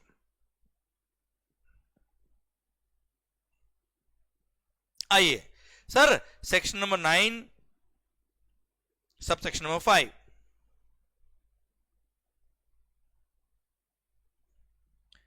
ईसीओ। सर अगर आपने कुछ notified services electronic commerce operator के थ्रू सप्लाई करी है, तो ऐसे केस में दो सप्लाईज के लिए ECO will be treated as if ECO is the supplier of such services। जैसे हमने पढ़ा था स्विगी, जोमेटो एटसेट्रा। अब सर एक सर्विस को और ऐड कर दिया है सर, पोर्टर की सर्विसेज, वी फास्ट की सर्विसेज भी यहां पे ऐड कर दी है। लोकल डिलीवरी सर्विसेज, पढ़ना ध्यान से, services by way of local delivery except where the person supplying such services through ECO is liable for registration under GST. मतलब जो लोकल डिलीवरी सर्विस दे रहा है वो खुद अगर जीएसटी में लायबल फॉर रजिस्ट्रेशन है तो सर 9(5) नहीं लगेगा। अदरवाइज अगर वो खुद लायबल फॉर रजिस्ट्रेशन नहीं, जैसे नॉर्मल छोटे छोटे टेम्पो वाले होते हैं, वो क्या करते हैं सर, आज आपको मुंबई अंधेरी से बोरीवली कोई गुड्स भेजना है, अब आपको लगता है कि सर अपन पूरा दिन खराब हो जाएगा सर वहां जाने में, या आपने किसी स्टाफ को भेजा तो भी सर उस स्टाफ का 3-4 घंटे खराब हो जाएंगे, हमारा ऑफिस का काम बिगड़ेगा। तो क्या करने का, ऑनलाइन एप्लीकेशन पोर्टल ओपन किया सर, वहां आपने सर बुक किया, बुकिंग लोकल डिलीवरी का सर्विसेज, सर पर्सन आएगा, पार्सल पिक करेगा और डिलीवरी दे के आ जाएगा सर, बहुत इजी हो गया काम। तो सर यहां पर जो पार्सल पिक कर रहा है, जो सर्विस दे रहा है लोकल डिलीवरी की, वो पर्सन अगर लायबल फॉर रजिस्ट्रेशन नहीं है तो सर ऐसे केस में Porter will be liable to pay GST under section number 9 subsection number 5। That's it, खत्म। समझे मेरी बात? तो now this one more service has been added under section number 9 subsection 5 and yes ECO will be treated as if ECO is the supplier of such services बच्चों। Okay मालिक, Porter, WeFast etcetera will be liable to pay GST on such services. आओ बच्चों, अब इसी को link करते हुए, जैसे आपने और मैंने मेगा एग्जाम्पशन लिस्ट में पढ़ा था क्या, service of transport services by way of transport of goods by road exempt है except GTA except courier agency. हाँ है ना भाई? तो सर यहां पे एक्सप्लेनेशन ऐड करके बोल दिया कि पर अगर आपने लोकल डिलीवरी सर्विसेज दिए थ्रू ईसीओ तो सर भले वो transport of goods by road है पर वो एग्जाम नहीं होगी अगर आपने ईसीओ के थ्रू सप्लाई करी है लोकल डिलीवरी सर्विसेज। तो क्लियर? तो जस्ट ऐसा नहीं हो जाए कि लोग बोलते हैं कि 95 में कवर कर रहे हो पर सर हमने तो रोड से ट्रांसपोर्ट किया है तो transport of goods by road तो वैसे भी एग्जाम्प्ट है, हम जीटी के स्कोप में नहीं आते। देखो जीटी के स्कोप में आओगे तो जीटी के प्रोविजन लगेंगे, जीटी के स्कोप में नहीं आते हो तो आप बोल दोगे ना यार हम तो transport of goods by road में कवर होते हैं, एग्जाम्प्ट होंगे। तो गवर्नमेंट ने बोल दिया कि दिमाग खराब मत करना, nothing contained in this entry shall apply to local delivery services provided by और थ्रू एन ईसीओ।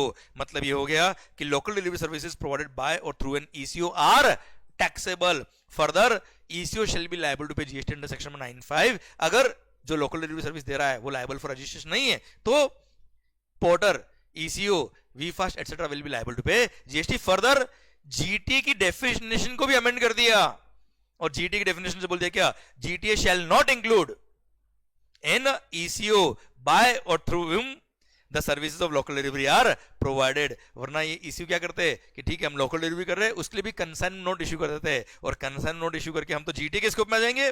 तो बोल दिया साफ साफ कि GTA means any person who provide service in relation to transport of goods by road and issues a consignment note by whatever name called but does not include an ECO by or through whom the service of local delivery are provided। वो GT के scope में भी नहीं आएंगे। और ऐसे case में sir local delivery services अगर आपने प्रोवाइड करी है थ्रू ईसीओ तो जीएसटी लगेगा, 95 लगेगा और ऐसे केस में ECO will be liable to pay GST. Clear? I hope link हो रहा है, मजा आ रहा है बच्चों, और टफ भी नहीं, बहुत ईजी है बच्चों। और ये अमेंडमेंट जो भी हम पढ़ रहे हैं those are very much important from examination purpose बच्चों। आओ next amendment mega examination list में जो जीएसटी 2.0 का एक मेजर बेनिफिट दिया जनता को, लाइफ इंश्योरेंस और health insurance services to individuals have been exempted under GST. इनके प्रीमियम पे जीएसटी माफ कर दिया है। पढ़ो ध्यान से, services of life insurance business provided by an insurer to the insured where insured is not a group. तो जीएसटी उस प्रीमियम के अमाउंट पे एग्जम्प्ट है बेटा। अभी ग्रुप का मतलब क्या होता है, बात करेंगे, 2 मिनट रुकिए आप। Sir services by services of health insurance business provided by an insurer to the insured where the insured is not a group. तो हेल्थ इंश्योरेंस हो या लाइफ इंश्योरेंस हो, अगर आपने इंडिविजुअल को प्रोवाइड किया है तो सर प्रीमियम जो चार्ज किया उसमें जीएसटी एग्जम्प्ट है। कोई भी लाइफ इंश्योरेंस या हेल्थ इंश्योरेंस की कोई भी पॉलिसी वी डोंट केयर, सब कुछ एग्जम्प्ट कर दिया। बस ग्रुप के लिए अगर आपने इंश्योरेंस किया है तो वो इंश्योरेंस कंपनी जीएसटी चार्ज करेगी। अब वो ग्रुप का मतलब क्या होता है 2 मिनट बाद पढ़ेंगे सर। फर्दर आपने और मैंने पढ़ा हुआ है लाइफ इंश्योरेंस अंडर जनरल बीमा पॉलिसी, याद है बेटा, आम आदमी बीमा पॉलिसी, इन सब पे जीएसटी पहले भी एग्जम्प्ट था, अभी भी एग्जम्प्ट है सर।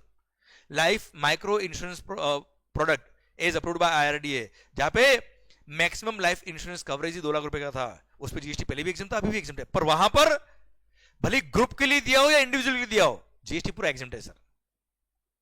हाँ है ना भाई?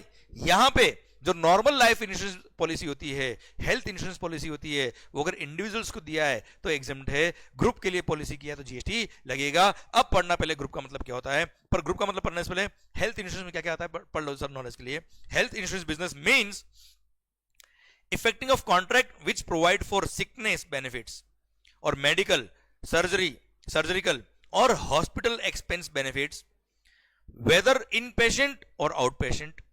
ट्रैवल कवर होता है ना, आप जब फ्लाइट में टिकट बुक कराओगे, ट्रेन में टिकट बुक कराओगे तो ट्रैवल इंश्योरेंस होता है, वो भी इसमें कवर होता है। एंड पर्सनल एक्सीडेंट कवर, ये सब हेल्थ इंश्योरेंस बिजनेस में आते हैं। अगर इंडिविजुअल को प्रोवाइड किया तो जीएसटी एग्जम्प्ट है। नाउ पढ़ना ध्यान से, अब ये कॉमन पॉइंट है दोनों के लिए, लाइफ इंश्योरेंस और हेल्थ इंश्योरेंस दोनों के लिए कॉमन पॉइंट है बेटा। क्या पॉइंट है देखना ध्यान से कि मालिक the exemption shall apply to a contract of insurance where the insured is an individual or an individual and family of the said individual. या तो इंडिविजुअल अपने लिए लिया है या खुद के और खुद की फैमिली के लिए अगर उन्होंने हेल्थ इंश्योरेंस लिया है, लाइफ इंश्योरेंस लिया, तो जीएसटी एग्जम्प्ट रहेगा sir. Family shall include all individuals insured as family in the contract of insurance. ठीक है, एज पर इंश्योरेंस पॉलिसीज जो फैमिली के स्कोप में आते हैं उन सबका आपने अगर फैमिली और खुद ने इंश्योरेंस कराया तो yes, GST will be exempt. Okay, पर ग्रुप का मतलब क्या होता है भाई, मैं बताऊं एक एग्जांपल देके. जैसे एम्प्लॉयर ने अपने सारे एम्प्लॉय का इंश्योरेंस करा दिया सर, तो that is called group insurance. किसी बैंक ने अपने सारे क्लाइंट का इंश्योरेंस करा दिया और आप बैंक के थ्रू वो इंश्योरेंस पॉलिसी लेते हो तो आपको थोड़ा सस्ता पड़ता है, पर वो प्रीमियम पे जीएसटी लगता है बच्चों. बहुत सारे लोग जब ये जीएसटी 2.0 में अमेंडमेंट आया था तो बहुत सारे लोग बोल रहे थे हमारी इंश्योरेंस पॉलिसी पे जीएसटी एग्जम्प्ट हो गया, पर बहुत सारे लोगों के जीएसटी एग्जम्प्ट नहीं हुआ. उसका कारण ये था बेटा, जैसे हमारी टीम में भी एक दो मेंबर थे, उन्होंने अपने पेरेंट्स का हेल्थ इंश्योरेंस ले रखा है थ्रू बैंक. वो बोलते सर हमारा तो जीएसटी एग्जम्प्ट नहीं हुआ, और आप पढ़ा रहे हो जीएसटी एग्जम्प्ट हो गया. मैंने बोला भाई हेल्थ इंश्योरेंस अगर आपने ग्रुप के थ्रू लिया तो जीएसटी लगेगा, उसको एग्जम्प्ट नहीं किया है. पढ़ना ध्यान से. Group means a group of persons who join together with a commonality of the purpose or for engaging in a common economic activity other than availing insurance. वो ग्रुप केवल इंश्योरेंस लेने के लिए ग्रुप नहीं बना था बेटा, वो ऑलरेडी ग्रुप था और बाद में इंश्योरेंस लिया गया. एंड शेल इंक्लूड, ये एग्जांपल है केवल, include employer employee groups where the employer employee relationship exists between the master or group policy holder and the members of the group in accordance with the applicable laws. ठीक है सर. Second, non employer employee groups, जैसे bank taking group insurance for its client from the insurance company. Best example बेटा. Non employer employee group where a clearly evident relationship exist between the group और policy और the group between the master और group policy holder, जैसे insurance banking company के पास policy है, and the members of the group जो bank के client है, फॉर सर्विसेज और activities other than insurance. Banking service के लिए वो एक ग्रुप में बेटा. हाँ है ना भाई. तो सर ऐसे केस में क्लियर रिलेशनशिप एग्जिस्ट करता है between the policy holder which is the bank and there client for banking services बेटा. तो इसको बोलेंगे क्या, नॉन एम्प्लॉयर एम्प्लॉय ग्रुप. और अगर बैंक ने अपने क्लाइंट के बिहाफ पर एक अच्छी डील ली इंश्योरेंस कंपनी से फॉर ग्रुप इंश्योरेंस, तो ऐसे प्रीमियम पे जीएसटी लगता है बच्चों. ओके मालिक, डन. सरकार पर आपने और आपकी फैमिली के लिए सर अगर इंश्योरेंस ले तो उसको ग्रुप इंश्योरेंस नहीं बोलते, उसको एग्जाम किया गया है. सर एम्प्लॉयर एम्प्लॉय रिलेशनशिप हो गया, एम्प्लॉयर ने अपने सारे एम्प्लॉय के लिए हेल्थ इंश्योरेंस लिया, लाइफ इंश्योरेंस लिया, जीएसटी लगेगा. और पता है हमने ब्लॉक क्रेडिट में पढ़ा है, उस एम्प्लॉयर को उस प्रीमियम पे जो जीएसटी पे किया उसका क्रेडिट भी नहीं मिलता है, एक्सेप्ट अगर किसी लॉ ने ऑब्लिगेटरी किया है और उस ऑब्लिगेशन की वजह से, किसी लॉ के ऑब्लिगेशन की वजह से उसने हेल्थ इंश्योरेंस या लाइफ इंश्योरेंस लिया अपने एम्प्लॉय का, तो क्रेडिट मिलता है बेटा. याद आया सर, जस्ट लिंक किया मैंने आपके लिए. आइए बच्चों, फिर साथ में बोल दिया क्या, जो अभी हमने ऊपर पढ़ा हेल्थ इंश्योरेंस और लाइफ इंश्योरेंस के प्रीमियम पे जीएसटी एग्जम्प्ट अगर इंडिविजुअल या उसकी फैमिली को दिया है तो उसका री इंश्योरेंस अगर किसी ने किया तो वो भी जीएसटी से एग्जम्प्ट रहेगा. री insurance of the insurance services specified in entries number 36C and 36D above. ये 36C and 36D above sir, इनका जो री इंश्योरेंस किया उसके प्रीमियम पे भी जीएसटी नहीं लगेगा बेटा. ठीक है, कोई खास बात नहीं. आओ मालिक, फिर डायरेक्ट टैक्स इनवॉइस चैप्टर में अमेंडमेंट था, वो भी ये क्रेडिट नोट वाला वो मैं आपको ऑलरेडी बता चुका हूं सर, इनवॉइस मैनेजमेंट सिस्टम वाला बेटा. आओ मालिक, अगला पॉइंट सर, एनुअल रिटर्न. आपने और मैंने वैसे ऑलरेडी बात करी हुई है कि अगर किसी एसएससी का aggregate turnover in the current financial year is up to ₹2 crore only, तो फाइनेंशियल खत्म होने के बाद जो एनुअल रिटर्न फाइल करना होता है वो उसके लिए एग्जाम किया हुआ बेटा. तो अब तक क्या होता था बेटा, गवर्नमेंट हर साल अलग से नोटिफिकेशन देती थी कि जैसे फाइनेंशियल ईयर 2023-24 के लिए अगर आपका annual turnover aggregate turnover is up to ₹2 crore तो आपको एनुअल रिटर्न फाइल करने की जरूरत नहीं है. ऐसा गवर्नमेंट हर साल नोटिफिकेशन देती थी, इसलिए आपके बुक्स में वो नहीं दिया होता था क्योंकि हर साल का स्पेसिफिक नोटिफिकेशन था वो. पर अब एक जनरल नोटिफिकेशन दे दिया है और बोल दिया क्या कि the commissioner has exempted registered persons whose aggregate turnover in any financial year is up to ₹2 crore from filing annual return for that said financial year. Sir तो जिस फाइनेंशियल ईयर के एनुअल रिटर्न की आप बात कर रहे हो उस फाइनेंशियल ईयर में अगर आपका टर्नओवर 2 करोड़ रुपए या उससे कम है तो आपको एनुअल रिटर्न फाइल करने की जरूरत नहीं है, कोई खास बात नहीं. अच्छा, रिकंसिलिएशन स्टेटमेंट तो 5 करोड़ या उसके अबो 5 करोड़ सॉरी एक्सीडिंग 5 करोड़ जिसका टर्नओवर होता है उसी को रिकंसिलिएशन स्टेटमेंट फाइल करना होता है। ठीक है सर, उसमें कोई अमेंडमेंट नहीं है, जस्ट मैंने लिंक करने के लिए पढ़ाया है। 2 करोड़ से ऊपर है तो एनुअल रिटर्न फाइल करना है, 5 करोड़ से ऊपर है तो annual return plus self certified reconciliation statement दोनों सबमिट करने हैं आपको।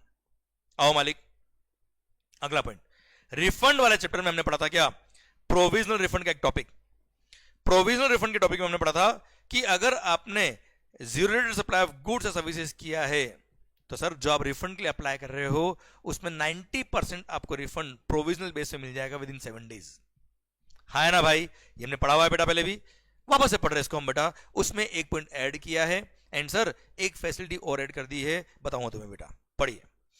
The proper officer on the basis of identification and evaluation of risk by the system, मतलब अभी क्या होगा, जीएसटी पोर्टल खुद से ही on the basis of identification and evaluation of the risk वो आइडेंटिफाई कर देगा कुछ रिस्की एसएससी को कि इसको रिफंड मत दो 90% प्रोविजनल बेस पे।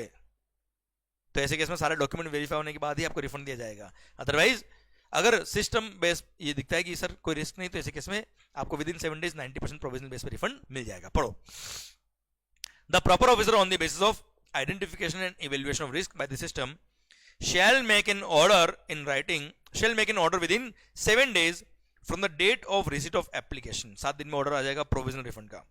However, the PO for the reasons to be recorded in writing may not grant refund on provisional basis। Proper officer के पास पावर है, अगर उसको लगता है कि रिस्क इन्वॉल्व है तो ऐसे केस में रिफंड अलाउ ना करे प्रोविजनल बेस वाला बेटा।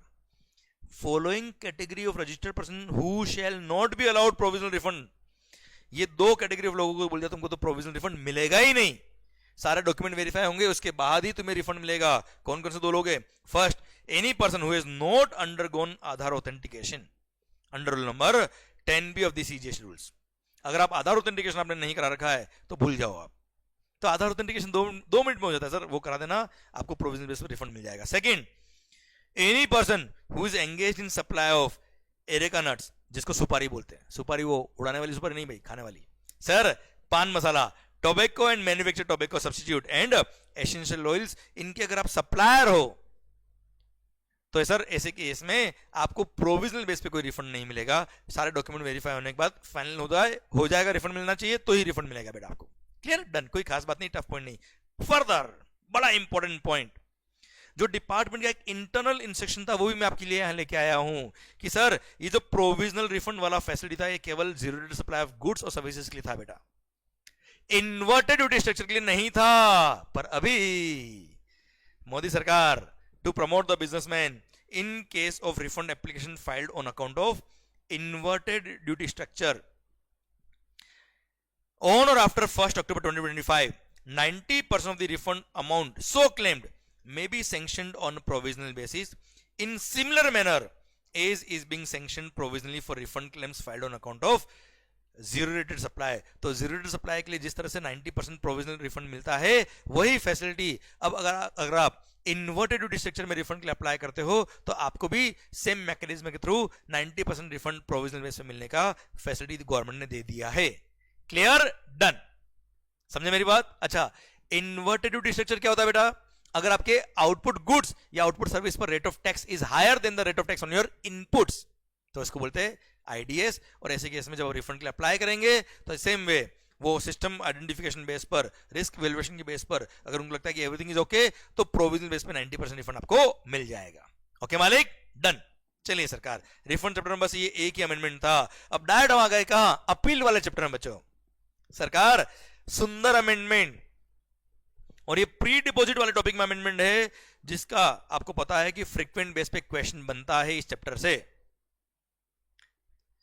सरकार अगर आपने अपीलेट अथॉरिटी को अपील करा है, किसको, अपीलेट अथॉरिटी को, ये यहां लिखा हुआ ये लो, बस अपीलेट अथॉरिटी को अगर आपने अपील किया है तो what is the amount of pre deposit, sir 10% of tax in dispute. अच्छा, पहली बात तो जितना amount of tax interest penalty आप एक्सेप्ट करते हो तो पूरा डिपॉजिट करो, प्लस जितना amount of tax in dispute है उसका 10% आपको प्री डिपॉजिट करना पड़ेगा। अब भले ही डिस्प्यूट जो था वो टैक्स इंटरेस्ट पेनल्टी सबका था, तो भी इंटरेस्ट पेनल्टी के अमाउंट को इग्नोर करने का, केवल डिस्प्यूटेड टैक्स का अमाउंट जो है उसका 10% आपको प्री डिपॉजिट करने का है। पर अगर डिस्प्यूट झगड़ा ही केवल पेनल्टी का है भाई, टैक्स का कोई झगड़ा ही नहीं है, अपील जो आप फाइल कर रहे हो केवल और केवल किसके लिए कर रहे हो, पेनल्टी के लिए कर रहे हो, तो सर कोई प्री डिपॉजिट नहीं करना होता था पहले, क्योंकि प्री डिपॉजिट किस केस में था, टैक्स इन डिस्प्यूट है तो उसका 10% प्री डिपॉजिट करो, ओनली पेनल्टी इन डिस्प्यूट है तो कोई प्री डिपॉजिट का सेक्शन था ही नहीं, एक्सेप्ट सेक्शन नंबर 129 सबसेक्शन 3 जो ई वे बिल का, सर एक सेकंड ना,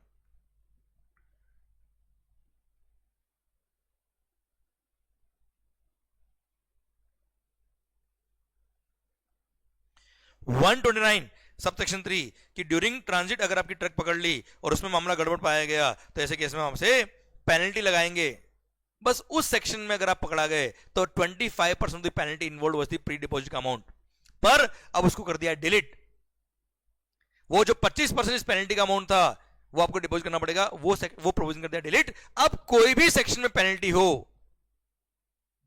और डिस्प्यूट केवल पेनल्टी का है, टैक्स का डिस्प्यूट है ही नहीं, तो ऐसे केस में उस पेनल्टी का भी आपको 10% प्री डिपॉजिट करना पड़ेगा। पर सर ये पेनल्टी का 10% प्री डिपॉजिट की बात कब आएगी, जब उस ऑर्डर में, जिस ऑर्डर के अगेंस्ट आप अपील कर रहे हो, that order is demanding only and only penalty without involving demand of any tax. अगर टैक्स भी है और पेनल्टी भी है तो ignore the penalty, only tax का ही प्री डिपॉजिट आपको करना है sir, which will be 10% of the remaining amount of tax in dispute subject to maximum 20 crore under CGST, 40 crore under IGST, है ना, ये तो पहले भी था, इसमें कोई चेंज नहीं, पर हाँ 10% ऑफ द पेनल्टी, अगर आपके डिमांड ऑर्डर में केवल पेनल्टी ही है, डिस्प्यूट टैक्स का है ही नहीं तो बेटा, पर यहां पे मैक्सिमम अमाउंट का कोई लिमिट नहीं है, ध्यान रखिएगा बेटा, ओके, कि maximum amount of pre deposit जितना हो सकता है ऐसा कोई लिमिट नहीं है, यहां पे ध्यान रखिएगा, ओके। तो I repeat the entire provision of pre deposit, अगर अपीलेट अथॉरिटी को आपको अपील करने का है तो सर जितना amount of tax interest penalty आप एक्सेप्ट करते हो वो जमा कराइए, प्लस अगर टैक्स इंटरेस्ट पेनल्टी सबका डिस्प्यूट है तो भी डिस्प्यूटेड टैक्स जो है उसका 10% आप प्री डिपॉजिट करिए सब्जेक्ट टू मैक्सिमम 20 करोड़ और इन केस ऑफ आईजीएसटी 40 करोड़, है ना।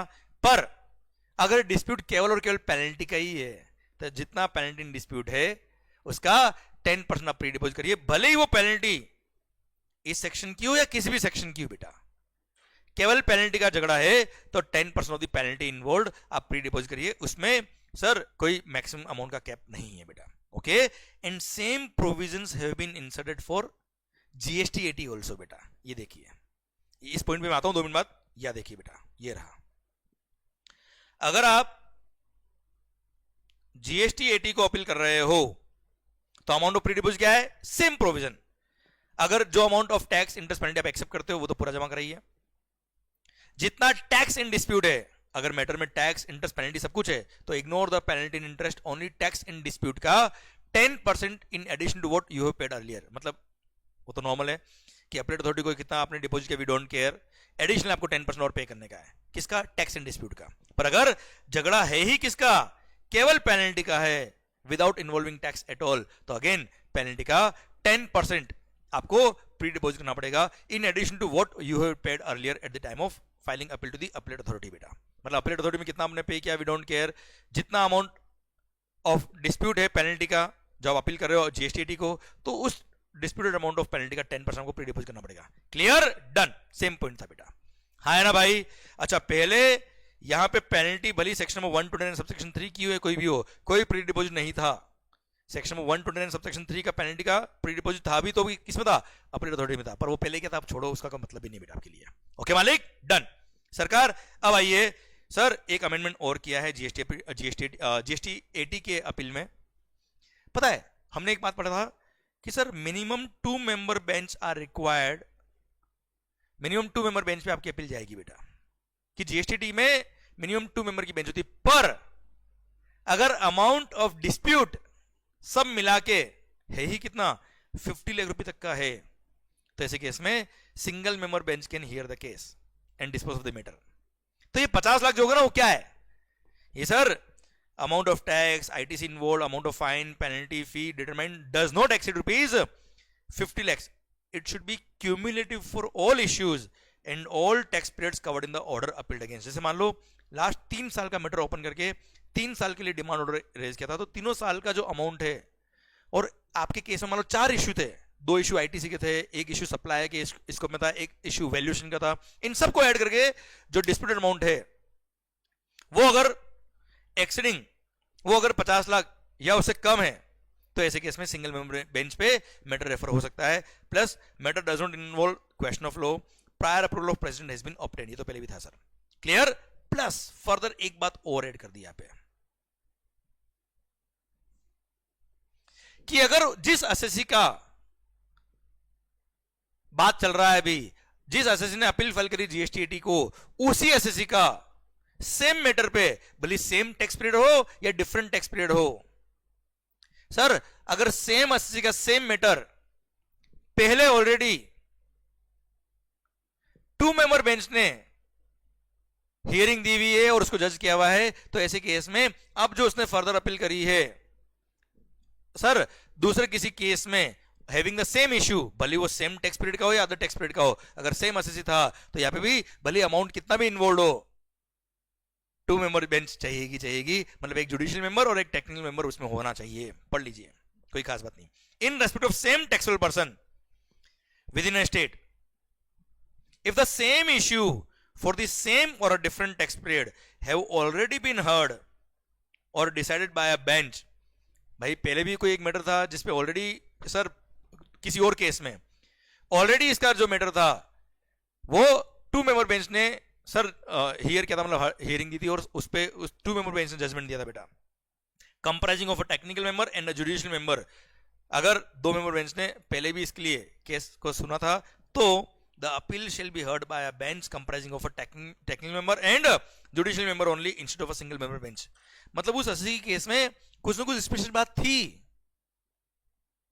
भले अमाउंट छोटा था, कोई ना कोई स्पेशल बात थी जिसकी वजह से उसके इश्यू को 2 मेंबर बेंच ने सर टेकअप किया था और सर उन्होंने ही जजमेंट दिया था। तो ऐसे केस में सर अब फ्यूचर में भी उसी एसएससी का सेम इश्यू पर अगर कोई अपील होता है जीएसटी 80 में, तो ऐसे केस में 2 member bench will hear the case instead of 1 member bench, single member bench, भले अमाउंट इन्वॉल्व 50 लाख या उससे कम हो तो भी। ओके बच्चों, कोई खास बात नहीं। आइए एक और, अब सर जीएसटी 80 को अगर आप अपील कर रहे हो तो पहले सर रजिस्ट्रार को पावर था कि रजिस्ट्रार अगर अलाउ करता है तो appeal can be filed manually also, उसको डिलीट कर दिया है sir. In fact memorandum of cross objection भी आप मैनुअली फाइल कर सकते थे अगर रजिस्ट्रार अलाउ करता था, तो पर अब डिलीट कर दिया है। मतलब अब जीएसटी 80 को अगर अपील होगी तो इलेक्ट्रॉनिकली ही होगी, memorandum of cross objection file करोगे तो इलेक्ट्रॉनिकली ही फाइल करना पड़ेगा, that's it.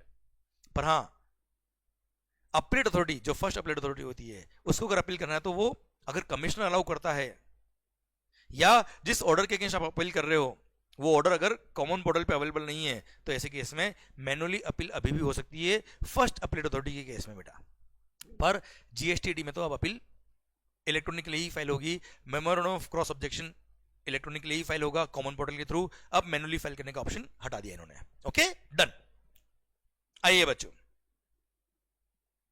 Sir last chapter, last topic of GST बेटा, अमेंडमेंट को लेके कोई खास बात नहीं सर। अगेन एक सेक्शन नंबर 148A ऐड किया है, track and trace mechanism for certain goods. अच्छा, ये अगेन पावर दिया है गवर्नमेंट को सेक्शन नंबर 148A के थ्रू, वो पावर को यूज करके अब तक गवर्नमेंट ने कुछ गुड्स नोटिफाई अब तक नहीं करी बेटा। Track and trace mechanism actually क्या है सर, कुछ इंडस्ट्रीज में टैक्स इविजन का रिस्क बहुत ज्यादा होता है, जहां पे सदियों से लोग टैक्स इविजन कर रहे हैं, डिपार्टमेंट उनको बहुत अच्छे से पकड़ नहीं पा रहा है और अभी भी टैक्स चोरी चलती रहती है उसमें। तो डिपार्टमेंट को पावर दिया कि गवर्नमेंट चाहे तो कुछ ऐसी गुड्स को नोटिफाई कर सकती है, नोटिफाई करके बोल सकती है क्या इन गुड्स के पैकेजेस पर आपको एक यूनिक आइडेंटिफिकेशन मार्किंग लगानी पड़ेगी, जैसे क्यूआर कोड हो गया, हर पैकेज पर ऐसा क्यूआर कोड लगाना पड़ेगा सो दैट डिपार्टमेंट कभी भी उस क्यूआर कोड को या यूनिक आइडेंटिफिकेशन मार्किंग को स्कैन करे तो उनको सारी इंफॉर्मेशन मिल जाएगी, गुड्स कहां बना, कहां से कहां बिका और कहां से कहां भी पड़ा है, सारे इंफॉर्मेशन को मिल जाए। सर ऐसा गवर्नमेंट को पावर दिया कि वो नोटिफाई कर सकती है उस गुड्स को, अब तक नोटिफाई नहीं किया है, ये पावर दिया, पढ़ लीजिए, दैट्स इट, पढ़ लो। और वैसे बताता हूं, दिमाग में रखिएगा, इस तरह की गुड्स है कौन सी, टोबैको बेस्ड गुड्स, पान मसाला गुटखा, इनमें हेवी टैक्स इविजन होता है बच्चों, हेवी टैक्स इविजन। इसलिए गवर्नमेंट को पावर दे रखा है, आने वाले वक्त में गवर्नमेंट चाहे तो उन गुड्स को नोटिफाई करके बोल देगी कि तुमको अपने हर पार्सल के ऊपर हर पैकेज के ऊपर एक क्यूआर कोड लगाना पड़ेगा जिससे हम उसको ट्रेस कर पाए कि किसने मैन्युफैक्चर किया था, कहां मैन्युफैक्चर किया था। जो भी उस क्यूआर कोड में इंफॉर्मेशन हमको चाहिए वो भी हम इंफॉर्मेशन बता देंगे, ये इंफॉर्मेशन होनी चाहिए सर उसके अंदर। पढ़ लो। द गवर्नमेंट में on the recommendation of the GST council by notification specify the goods or the person or class of persons who are in possession or deal with such goods to which the provisions of this section shall apply। हम goods या person या class of person notify कर देंगे कि आप अगर इन goods की position में हो या इन गुड्स में डील करते हो तो आपको ये special procedure track and trace mechanism वाला फॉलो करना पड़ेगा। अब उसके लिए गवर्नमेंट क्या करेगी? द गवर्नमेंट में in respect of the goods referred in subsection 1, जो गुड्स हमने बताई जैसे टोबैको बेस्ड गुड्स, एग्जांपल अभी दिमाग में रखेगा बस, अभी तक नोटिफाई नहीं हुआ गुड्स। गवर्नमेंट में provide a system for enabling affixation of unique identification marking or for electronic storage and access of the information contained therein through such persons as may be prescribed। Government एक system provide करेगी कि आप ये जो goods बना रहे हो, goods बेच रहे हो, गुड्स डील कर रहे हो, उन पे एक यूनिक आइडेंटिफिकेशन मार्किंग का अफिक्सेशन आपको कराना पड़ेगा। और उस यूनिक आइडेंटिफिकेशन मार्किंग जैसे क्यूआर कोड हो गया, उसमें जो हम इंफॉर्मेशन बताएंगे वो इंफॉर्मेशन उसमें स्टोर होनी चाहिए ताकि हम स्कैन करके वो इंफॉर्मेशन एक्सेस कर पाए। Government may also prescribe unique identification marking for such goods including information to be store therein, कि उसके अंदर क्या क्या इंफॉर्मेशन होनी चाहिए बेटा। Unique identification marking shall include digital stamp, digital mark or any other similar marking which is unique, secure and non removable। Okay, जैसे QR code हो गया बेटा। आइए, और सर जिन लोगों को ये यूनिक आइडेंटिफिकेशन मार्किंग का प्रोविजन एप्लीकेबल होता है उनके लिए क्या बात बोली बेटा, तुम लोग सुन लो ध्यान से। The persons referred to in subsection 1 जिनको नोटिफाई किया shall affix on the said goods or packages thereof a unique identification marking containing such information and in such manner। Second, furnish such information and details within such time and maintain such records and documents in such form and manner। आपको बता देंगे कि आपको documents records वगैरह इस तरह से maintain करने हैं, उसमें इंफॉर्मेशन इस तरह से स्टोर करनी है और ये इंफॉर्मेशन स्टोर करनी है। And furnish details of the machinery installed in the place of business of the manufacture of such goods, क्योंकि मशीनरी से उनको पता पड़ता है कि इसकी इंस्टॉल्ड कैपेसिटी कितनी है और उसके बेस पे इससे कितना पाउच बन सकता है टॉबैको वगैरह का। बेटा पढ़िए एक बार वापस से। Such person shall furnish details of the machinery installed in the place of business of the manufacture of such goods, including identification, capacity, duration of operation, कितने घंटे मशीन चली, and such other details or information within such time and in such manner as may be prescribed in such form। And जो system government बनाएगा इन goods के लिए, बोला ना, they will provide for a system जिससे unique identification marking हो पाएगी। उस सिस्टम के लिए गवर्नमेंट कुछ फीस भी प्रिस्क्राइब कर सकती है कि तुम सब लोगों को ये फीस पे करनी पड़ेगी।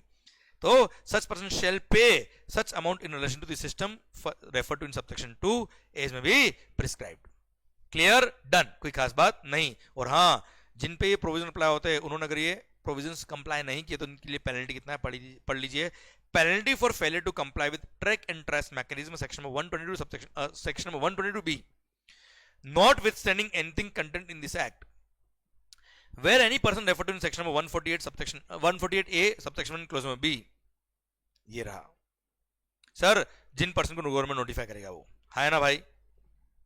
आइए, acts in contravention of the provisions of the said section, अगर ये सेक्शन को आप कॉन्ट्रावेन करते हो, he shall in addition to the any penalty under chapters demand recovery and offences penalties, उसमें जो पेनल्टी देगा वो तो लगेगा। Additional penalty be liable to pay a penalty equal to amount of rupees 1 lakh under CGST, मतलब 2 लाख रुपए penalty, और 10% of tax payable on such goods whichever is higher। तो सर आपको 2 लाख रुपए पेनल्टी और 10% of tax involved CGST plus SGST whichever is higher, इतना penalty भी आप पे चार्ज कर सकते हैं if you fail to comply with the track and trace mechanism। Clear, done. इसी के साथ भारत माता की जय। एंड सर इसी के साथ जीएसटी के सारे अमेंडमेंट खत्म होते हैं अब। क्लियर, कोई खास अमेंडमेंट नहीं थे, कोई टफ अमेंडमेंट नहीं थे बेटा, छोटे से अमेंडमेंट थे, कम अमेंडमेंट थे, पर यस जब कम अमेंडमेंट होते तो उसको और डबल तरीके से अच्छे से पढ़ेगा बेटा। क्यों? क्योंकि एग्जाम्स में आने के चांस ज्यादा होते हैं उनके लिए बेटा। अभी रुको, खत्म नहीं हुआ लेक्चर, कस्टम के अमेंडमेंट बाकी बेटा, वो भी ज्यादा नहीं है। पर हाँ, एक मैसेज आपके लिए छोटा सा, don't limit your challenge your limits. कभी कभी हमें लगता है क्या बस अब ना हो पाएगा, थक गए, बस वही वो मोमेंट होता है जब आपने अगर खुद से चैलेंज ले लिया कि नहीं अब तो मैं आगे बढ़ के दिखाऊंगा, वहां कंपटीशन आपका खुद का खुद से है, बस उसको अगर जीत गए तो लाइफ जीत गए बच्चों, ध्यान रखिएगा। आओ बच्चों, कस्टम के अमेंडमेंट देखते हैं हम। प्रोविजनल असेसमेंट का सेक्शन नंबर 18, उसमें अमेंडमेंट हुआ सर। फर्स्ट लाइन की ड्राफ्टिंग को उन्होंने चेंज किया, इन the following circumstances the proper officer may assess the duty leviable on such goods provisionally. Sir in following cases में, ये चारों केस तो पहले भी थे, अभी भी है सर। तो प्रॉपर ऑफिसर चाहे तो प्रोविजनल असेसमेंट कर सकता है इन फॉलोइंग केसेस में बेटा, ठीक है। अब मेन जो अमेंडमेंट हुआ वो देखिएगा ध्यान से, the proper officer shall finalise the duty provisionally assessed within a period of 2 years from the date of provisional assessment. Sir ध्यान रखिएगा, पहले सारे डॉक्यूमेंट्स वगैरह सबमिट करने के बाद प्रॉपर ऑफिसर को एक मंथ का टाइम दे रखा था रेगुलेशंस के अंदर कि 2 महीने प्लस ऑफिसर चाहे तो फर्दर टाइम आपको दे देगा, उतने टाइम में आपको फाइनल असेसमेंट करना पड़ेगा। पर अभी वो सब हटा दिया है और सिंपल मैकेनिज्म कर दिया कि जिस दिन प्रोविजनल असेसमेंट हुआ है उस दिन से 2 साल के अंदर फाइनल असेसमेंट हो जाना चाहिए। फर्दर कमिश्नर के पास पावर दिया, द प्रिंसिपल कमिश्नर और commissioner of the custom may extend the said period for a further period of 1 more year। Sir 1 साल के लिए और फर्दर एक्सटेंड कर सकता है अगर रीजनेबल केस लगता है कमिश्नर को तो। ओके बच्चों, तो 2 year + 1 year का टाइम हो गया है फाइनल असेसमेंट के लिए। किस दिन से?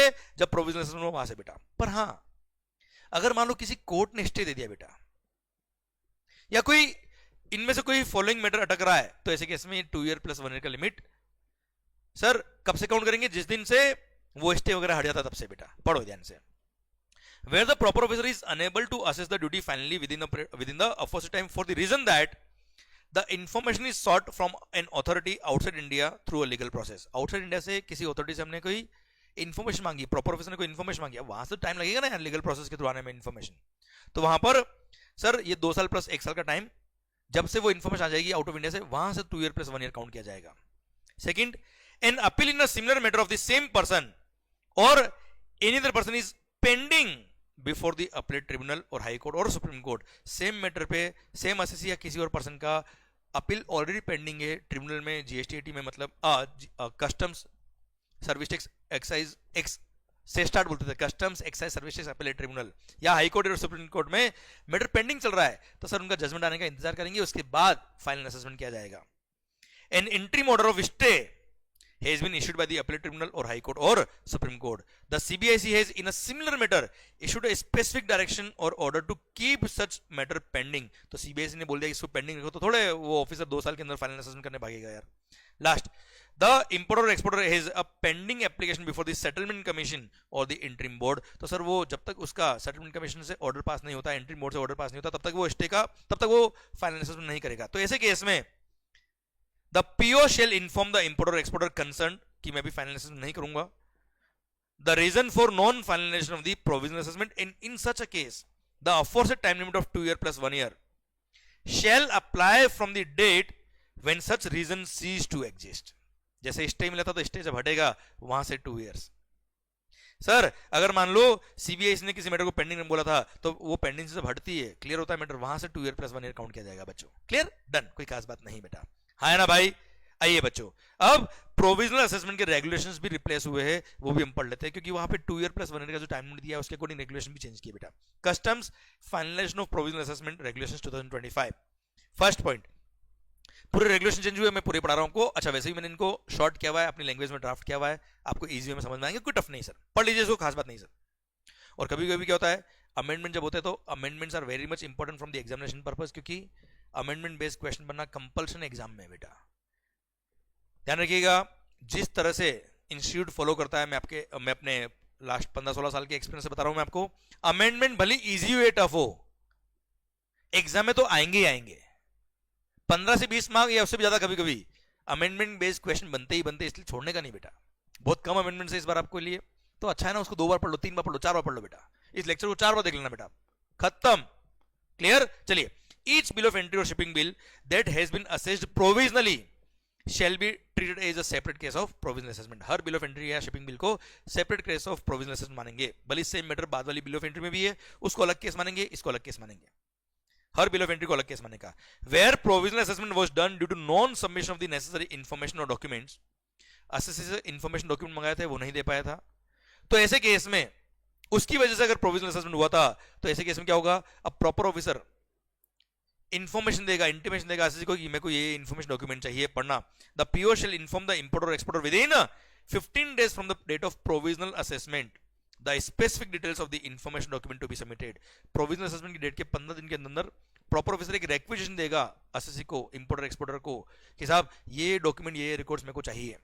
अब जब रिक्विजिशन रेज हो गई उसके 2 महीने के अंदर अंदर वो सारी इंफॉर्मेशन सबमिट करनी पड़ेगी एसएससी को. बेटा पढ़ना ध्यान से. Sir the assessee shall submit the necessary information document within 2 months, which is extendable by 2 more months by the proper officer, which is further extendable by senior officer. मतलब जो proper officer से senior officer होगा वो further extend कर सकता है time limit को, but not beyond 14 months from the date of provisional assessment. क्योंकि देखो सर, जिस दिन प्रोविजनल असेसमेंट हुआ था उसके 2 साल के अंदर फाइनल असेसमेंट करना है, तो सर 2 महीने का टाइम एसएससी को दिया, फिर 2 महीने का टाइम प्रॉपर ऑफिसर और दे सकता है, फर्दर और टाइम सीनियर ऑफिसर भी दे सकता है, but that total period should not exceed 14 months. In totality में 14 महीने के अंदर 14 मंथ्स के अंदर सर ये सारे डॉक्यूमेंट वगैरह सबमिट करने पड़ेंगे एसएससी को sir, so that officer can finalise the assessment. तो ये 2 मंथ या 4 मंथ कब से 14 मंथ कब से काउंट करेंगे? From the date of such requisition by the proper officer. Otherwise अगर वो इंफॉर्मेशन सबमिट नहीं करता है एसएससी, the PO shall proceed to finalise the provisional assessment on the basis of the document और information is available on record. Best judgement assessment कर देगा एक तरह से सर.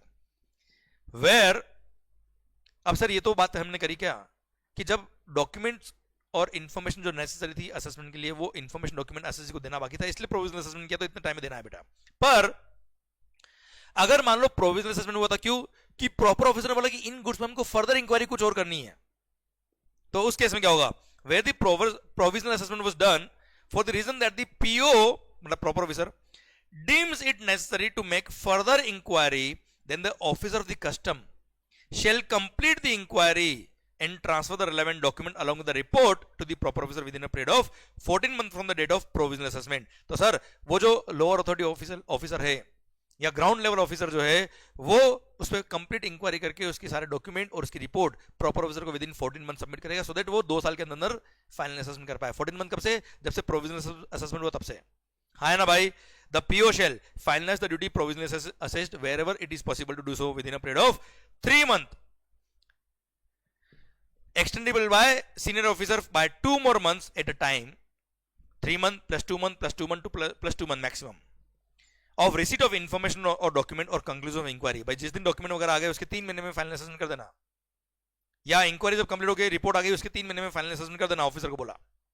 हाँ है ना? Further senior officer can extend by 2 more months each time as the case may be, but however the assessment shall be finalized within a period of 2 years from the date of provisional assessment, जो हम already पढ़ चुके बेटा. हाँ है ना भाई? फिर एक्सेप्शनल केस में कमिश्नर रीजनेबल रीजन अगर होता है तो 1 साल का टाइम और दे सकता है एसएससी को, डिपार्टमेंट के प्रॉपर ऑफिसर को, for finalisation of the assessment. Okay. On finalisation of the provisional assessment the bond shall be cancelled, the security if any shall be returned if there are no pending dues. Sir assessee क्या करेगा? Finalisation होने के बाद जो difference amount of duty है वो adjust करेगा sir, और उसका बॉन्ड वगैरह क्या हो जाएगा? कैंसिल हो जाएगा अगर कोई ड्यू बाकी नहीं है तो बेटा. Where the duty, interest, penalty और फाइन और in sum due has not been paid for more than 90 days. भाई अब फाइनल असेसमेंट करने के बाद जो अमाउंट आया वो पे करो ना यार विद इंटरेस्ट. वो नहीं पे किया आपने, 90 डेज अब हो गए, तो ऐसे केस में आपके अगेंस्ट सर वो बॉन्ड जो आपने साइन किया था, सिक्योरिटी जो दी थी सर, उन सबको यूज करके आपके अगेंस्ट रिकवरी शुरू करेंगे. Further recovery can be done under section 142 बेटा. हाँ है ना भाई? Clear? Then the sum due which remains unpaid shall be adjusted from the security or shall be recovered under section 142 under intimation to the importer or exporter बेटा. Further अगर कोई भी importer, exporter या उसका authorized representative या custom broker who contravenes any of the provisions of these regulations shall be liable to a penalty which may extend to rupees 2 lakh. 2 lakh तक की penalty इस पे चार्ज हो सकती है बेटा. क्लियर? डन. ये प्रोविजनल असेसमेंट के रेगुलेशंस मैंने इसको अच्छे से ड्राफ्ट करके आपके लिए सिंपल लैंग्वेज में ड्राफ्ट करके यहाँ मैंने प्रेजेंट किए. आई होप समझ में आया. टफ नहीं था बेटा, इजी था पॉइंट. क्लियर? ये डन. ये सेक्शन नंबर 18 प्रोविजनल असेसमेंट का जो अमेंडमेंट था विद द रेगुलेशंस खत्म होता है. अब आइए बच्चों अगले प्रोविजन पे. पर हाँ एक बात मेरे को आपको समझानी है बच्चों. पता है हमने लेक्चर के, अच्छा ये अमेंडमेंट नहीं है, अब जो मैं नेक्स्ट बात कर रहा हूं ये अमेंडमेंट नहीं है, ये करेक्शन है बता रहा हूं भाइयों. अगर मान लो सपोज प्रोविजनल असेसमेंट हुआ ₹1000 में, प्रोविजनल असेसमेंट हुआ कितने में बेटा? ₹1000 में। तो सर अगर आपने उन गुड्स का वेयरहाउसिंग कराया होता तो क्या किया होता? Thrice the amount of duty का वेयरहाउसिंग बॉन्ड साइन किया होता। प्रोविजनल असेसमेंट का बॉन्ड अलग है, वेयरहाउसिंग बॉन्ड अलग है बेटा। और वेयरहाउसिंग बॉन्ड आपने और मैंने वेयरहाउसिंग चैप्टर में पढ़ा हुआ है, thrice the amount of duty का आपको वेयरहाउसिंग बॉन्ड साइन करना पड़ता है। अगर आपका प्रोविजनल असेसमेंट 1000 में था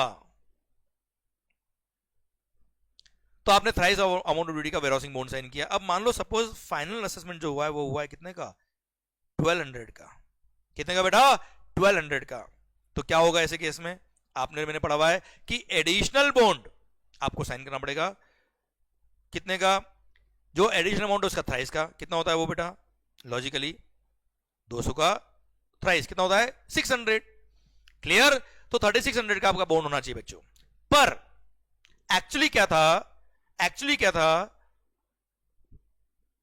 लॉ के अंदर अराउंड 9 to 10 years बैक ये पहले वेयरहाउसिंग बॉन्ड का जो अमाउंट था ये पहले ट्वाइस ही था। ये पहले ट्वाइस था। हाँ है ना? जिसको अमेंड करके थ्राइस किया गया, जिसको अमेंड करके थ्राइस किया गया बेटा। पहले कितना था बेटा? ट्वाइस। जिसको अमेंड करके कितना किया? थ्राइस। पर सर हुआ क्या?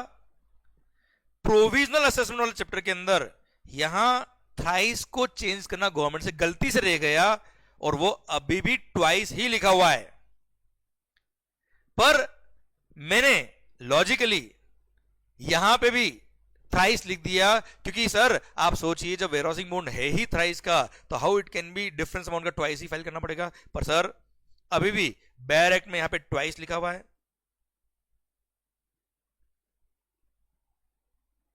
और इंस्टीट्यूट की बुक में भी अभी ट्वाइस ही है बेटा।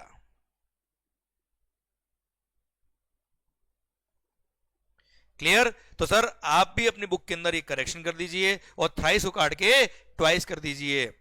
पर वेयरहाउसिंग चैप्टर में तो नॉर्मल जो वेयरहाउसिंग बॉन्ड होता है वो थ्राइस ही है। मतलब ये हो गया कंक्लूसिवली कि ये चेंज करने के बाद ये हो जाएगा कि जब आपने नॉर्मल प्रोविजनल असेसमेंट कराया होगा 1000 में, वेयरहाउसिंग बॉन्ड नॉर्मली आपका होगा कितने का? 3000 का। वो तो थ्राइस ही है। पर अगर कभी फाइनल असेसमेंट हायर अमाउंट पे होता है जैसे 1200 पे हो गया तो 200 जो डिफरेंस अमाउंट था इसका ट्वाइस का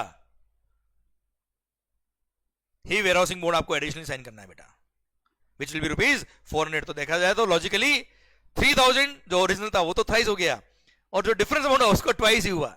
ये लॉ में एरर है एक्चुअली बेटा, लॉ में एरर है। जो मेरे को लगा कि ठीक है गवर्नमेंट इसको सही कर देगा, पर गवर्नमेंट अब तक सही नहीं किया क्योंकि इस पे ध्यान गया ही नहीं यार। ये कोई बहुत बड़ा मेजर इशू नहीं है यार, प्रैक्टिकली बहुत बड़ा मैटर नहीं है, इसलिए गवर्नमेंट का ध्यान गया ही नहीं। तो गवर्नमेंट अब तक इसमें थ्राइस किया ही नहीं अमेंडमेंट बेटा। बाकी प्रैक्टिकल लाइफ में तो सर हर जगह warehousing bond thrice of amount of duty का ही है बेटा। इनफैक्ट वेयरहाउसिंग चैप्टर में पूरी हर जगह thrice of amount of duty का ही वेयरहाउसिंग बॉन्ड है। उसका लॉजिक भी दे रखा मैंने बुक के अंदर आपको बेटा। हाँ है ना भाई? बैरक में भी चेंज हो गया, पर यहां पर प्रोविजनल असेसमेंट में डिफरेंस अमाउंट जो आएगा उसका भी आप ट्वाइस लिखे आएगा। तो for the purpose of exams आपको क्या करना है? आपको क्या करना है? डिफरेंस अमाउंट का twice the amount of duty का ही बॉन्ड साइन करना है, ऐसा आप लिख के आएगा एग्जाम में, चलेगा, कोई दिक्कत नहीं है। वैसे बहुत टफ नहीं है, बहुत ऐसा टेक्निकल पॉइंट भी नहीं है, बहुत एग्जाम्स के लिए बहुत रिलेवेंट भी नहीं होता है ऐसा पॉइंट, पर फिर भी आपको कंफ्यूजन नहीं हो इसलिए मैंने बता दिया बेटा आपको। क्योंकि एक दो मेरे को क्वेरीज आई थी बच्चों की तो मैंने उनको लॉजिकली ऑडियो मैसेज देके ये उनको क्लैरिफाई किया था। उनको ये बोला था कि आप भी एग्जाम में ट्वाइस लिख के आइएगा, इंस्टीट्यूट की बुक में भी ट्वाइस लिखा है, बैरक में भी अभी तक चेंज नहीं हुआ, तो क्यों अपने पंगा लेने का? अपने जो बुक में लिखा हुआ करके आओ ना यार, ठीक है? तो डिफरेंस अमाउंट ऑफ ड्यूटी का ट्वाइस, बाकी ओरिजिनल अमाउंट का थ्राइस, बाकी वेयरहाउसिंग चैप्टर में हर जगह थ्राइस। ओके बच्चों, डन। तो ये एरर है लॉ में, तो अपने भी बैरक में चेंज हुआ तो अपन क्यों होशियार बने भाई एक्स्ट्रा, ठीक है? अपने भी ट्वाइस लिख के आने का बचा यहाँ पे। Okay done. आओ मालिक। अच्छा ये जो मैंने ट्वाइस थ्राइस बताया ये करेक्शन था, ये कोई अमेंडमेंट नहीं था, ठीक है? चलिए आओ बच्चों अगला अमेंडमेंट। एक नया सेक्शन इंसर्ट किया गवर्नमेंट ने, section number 18A, voluntary revision of entry post clearance. Okay तो मैं समझाता हूं बच्चों क्या होता है। अगर मान लो किसी एसएससी ने बिल ऑफ एंट्री या शिपिंग बिल फाइल कर दिया और उसने अपनी गुड्स को क्लियर भी करा दिया, कस्टम क्लियरेंस भी करा दिया, फिर उसको पता पड़ा भाई गलती हो गई, मिस्टेक हो गया, गलती से मिस्टेक हो गया, तो ऐसे केस में सर अगर डिपार्टमेंट का कोई ऑडिट सर्च सीजर समन वगैरह इश्यू नहीं हुआ तो ऐसे केस में वो जो बिल ऑफ एंट्री या शिपिंग बिल उसने फाइल करी उसको वॉलंटरीली रिवाइज कर सकता है। और वॉलंटरी रिवाइज करने की वजह से अगर मान लो उसकी लायबिलिटी एक्स्ट्रा बनती है तो डिफरेंस अमाउंट ऑफ लायबिलिटी वो पे कर दे अलोंग विद द इंटरेस्ट, और अगर रिफंड बनता तो वो रिफंड का ऑटोमेटिक इसको रिफंड एप्लीकेशन नहीं मानेंगे बेटा, रिफंड मिल जाएगा उसको बेटा। क्लियर, डन, दैट्स इट, खत्म। ओके बच्चों, पढ़िए ध्यान से। Not with standing anything contain section 149। अच्छा 149 मैंने जस्ट इस सेक्शन के ऊपर आपको इंपोर्टेशन एक्सपोर्टेशन चैप्टर जो है वहां मैंने आपको दे रखा था बिल ऑफ एंट्री के सेक्शन के साथ में बेटा। उसमें क्या लिखा था 149 में कि अगर कभी बिल ऑफ एंट्री आपने फाइल करी और सब्सिक्वेंटली आपको पता पड़ा कि आपसे कुछ मिस हो गया है, कुछ गलती से आपने बिल ऑफ एंट्री में गलत लिख दिया है, तो सर उसको आप करेक्ट कर सकते हो, amendment of bill of entry कर सकते हो। पर उसमें कंडीशन है बेटा। कंडीशन क्या है कि documentary evidence must be available at the time of filing of original bill of entry, तो ही आपकी बिल ऑफ एंट्री अमेंड हो पाएगी एज पर सेक्शन 149। ये सेक्शन ये कंटिन्यू जो हो रहा ना ऊपर वो यही है बेटा। Bill of entry can be amended only as per documentary evidence existing at the time of clearance of the goods.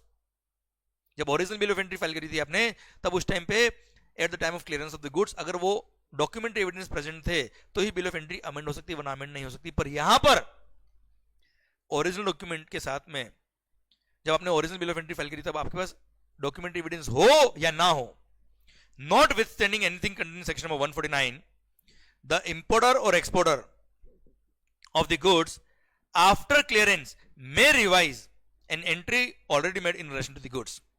On revising the entry made under subsection number 1, the importer exporter shall self assess the duty. भाई bill of entry revise करी उसके base पर वो क्या, bill of entry या shipping bill revise करी उसके base पर वो क्या करेगा, सेल्फ असेस करेगा ड्यूटी को बेटा। When it results in any duty short levied, non levied, short paid, not paid, then the same may be paid voluntarily by the importer or exporter of the goods along with the interest at the rate of 15% per annum। जब duty पे करनी थी उसको originally वहां से लेके जब वो पे करेगा तब तक का 15% पर annum simple interest number of days के हिसाब से इंटरेस्ट पे कर देगा। और अगर it results in refund the duty, ये जो रिवाइज किया इसने वॉलंटरी रिवीजन जो किया एंट्री के अंदर, it results in duty paid in excess of that payable on such goods then which is requiring refund, then such revised entry shall be deemed to be a claim for refund under section 27। मतलब अलग से आपको refund claim करने की जरूरत नहीं है, ये रिवाइज्ड बिल ऑफ एंट्री या रिवाइज शिपिंग बिल ही अपने आप में रिफंड क्लेम माना जाएगा। अब प्रॉपर ऑफिसर क्या करेगा भाई, ये तो आपने सबमिट किया, सेल्फ असेस किया एक तरह से। The proper officer may verify such revised entry and the self assessment in cases selected primarily on the basis of risk evaluation through appropriate selectivity criteria। तो वो क्या करते हैं, on the basis of common portal risk evaluation करेंगे और देखेंगे कि क्या इस बिल ऑफ एंट्री को मुझे एक को चेक करना है, अगर चेक करना तो चेक करेंगे। Proper officer may reassess the duty leviable on such goods in cases where self assessment is not done correctly. अगर उनको लगता है कि जो असेसमेंट किया असेसन ने वो सही नहीं है तो रीअसेस भी कर सकते हैं बच्चों। But no revision of entry shall be made under this section in the following cases. Bill of entry revise नहीं हो पाएगी। First, cases where any audit search seizure summon has been initiated and intimated to the importer और exporter concern. The cases requiring refund where the proper officer has reassessed the duty under section 17 और reassess the duty under section 18 और section 84, that is import export by post. 17 है assessment का section, 18 है provisional assessment का section और 84 है import export by post. तो जहां पर sir refund cases requiring refund where proper officer has reassessed the duty under section 17 और असेस्ड अंडर सेक्शन 18 और 84, तो वहां पर उन केसेस में रिवीजन ऑफ एंट्री ना हो पाएगी। हाँ है ना भाई, जहां पे प्रॉपर ऑफिसर ने ऑलरेडी असेसमेंट किया हुआ है या प्रोविजनल असेसमेंट किया है और सर सेक्शन 18 में ऑर्डर पास किया हुआ उसने, तो वहां पे असेसी अगर बिल ऑफ एंट्री को रिवाइज करके रिफंड के लिए अप्लाई करता तो वो पॉसिबल नहीं है, इस सेक्शन में वॉलंटरी रिवीजन नहीं होगा। ऐसे केस में तो असेसी ने डिपार्टमेंट ने जो असेसमेंट किया ऑफिसर ने उसके केस आप अपील कर दो यार, आपको लगता है तो, अदरवाइज आप बिल ऑफ एंट्री को रिवाइज नहीं कर पाएंगे उस केस में बेटा। Clear, done. आइए बच्चों, ये सेक्शन में खत्म होता है, अब कोई खास नहीं था सर।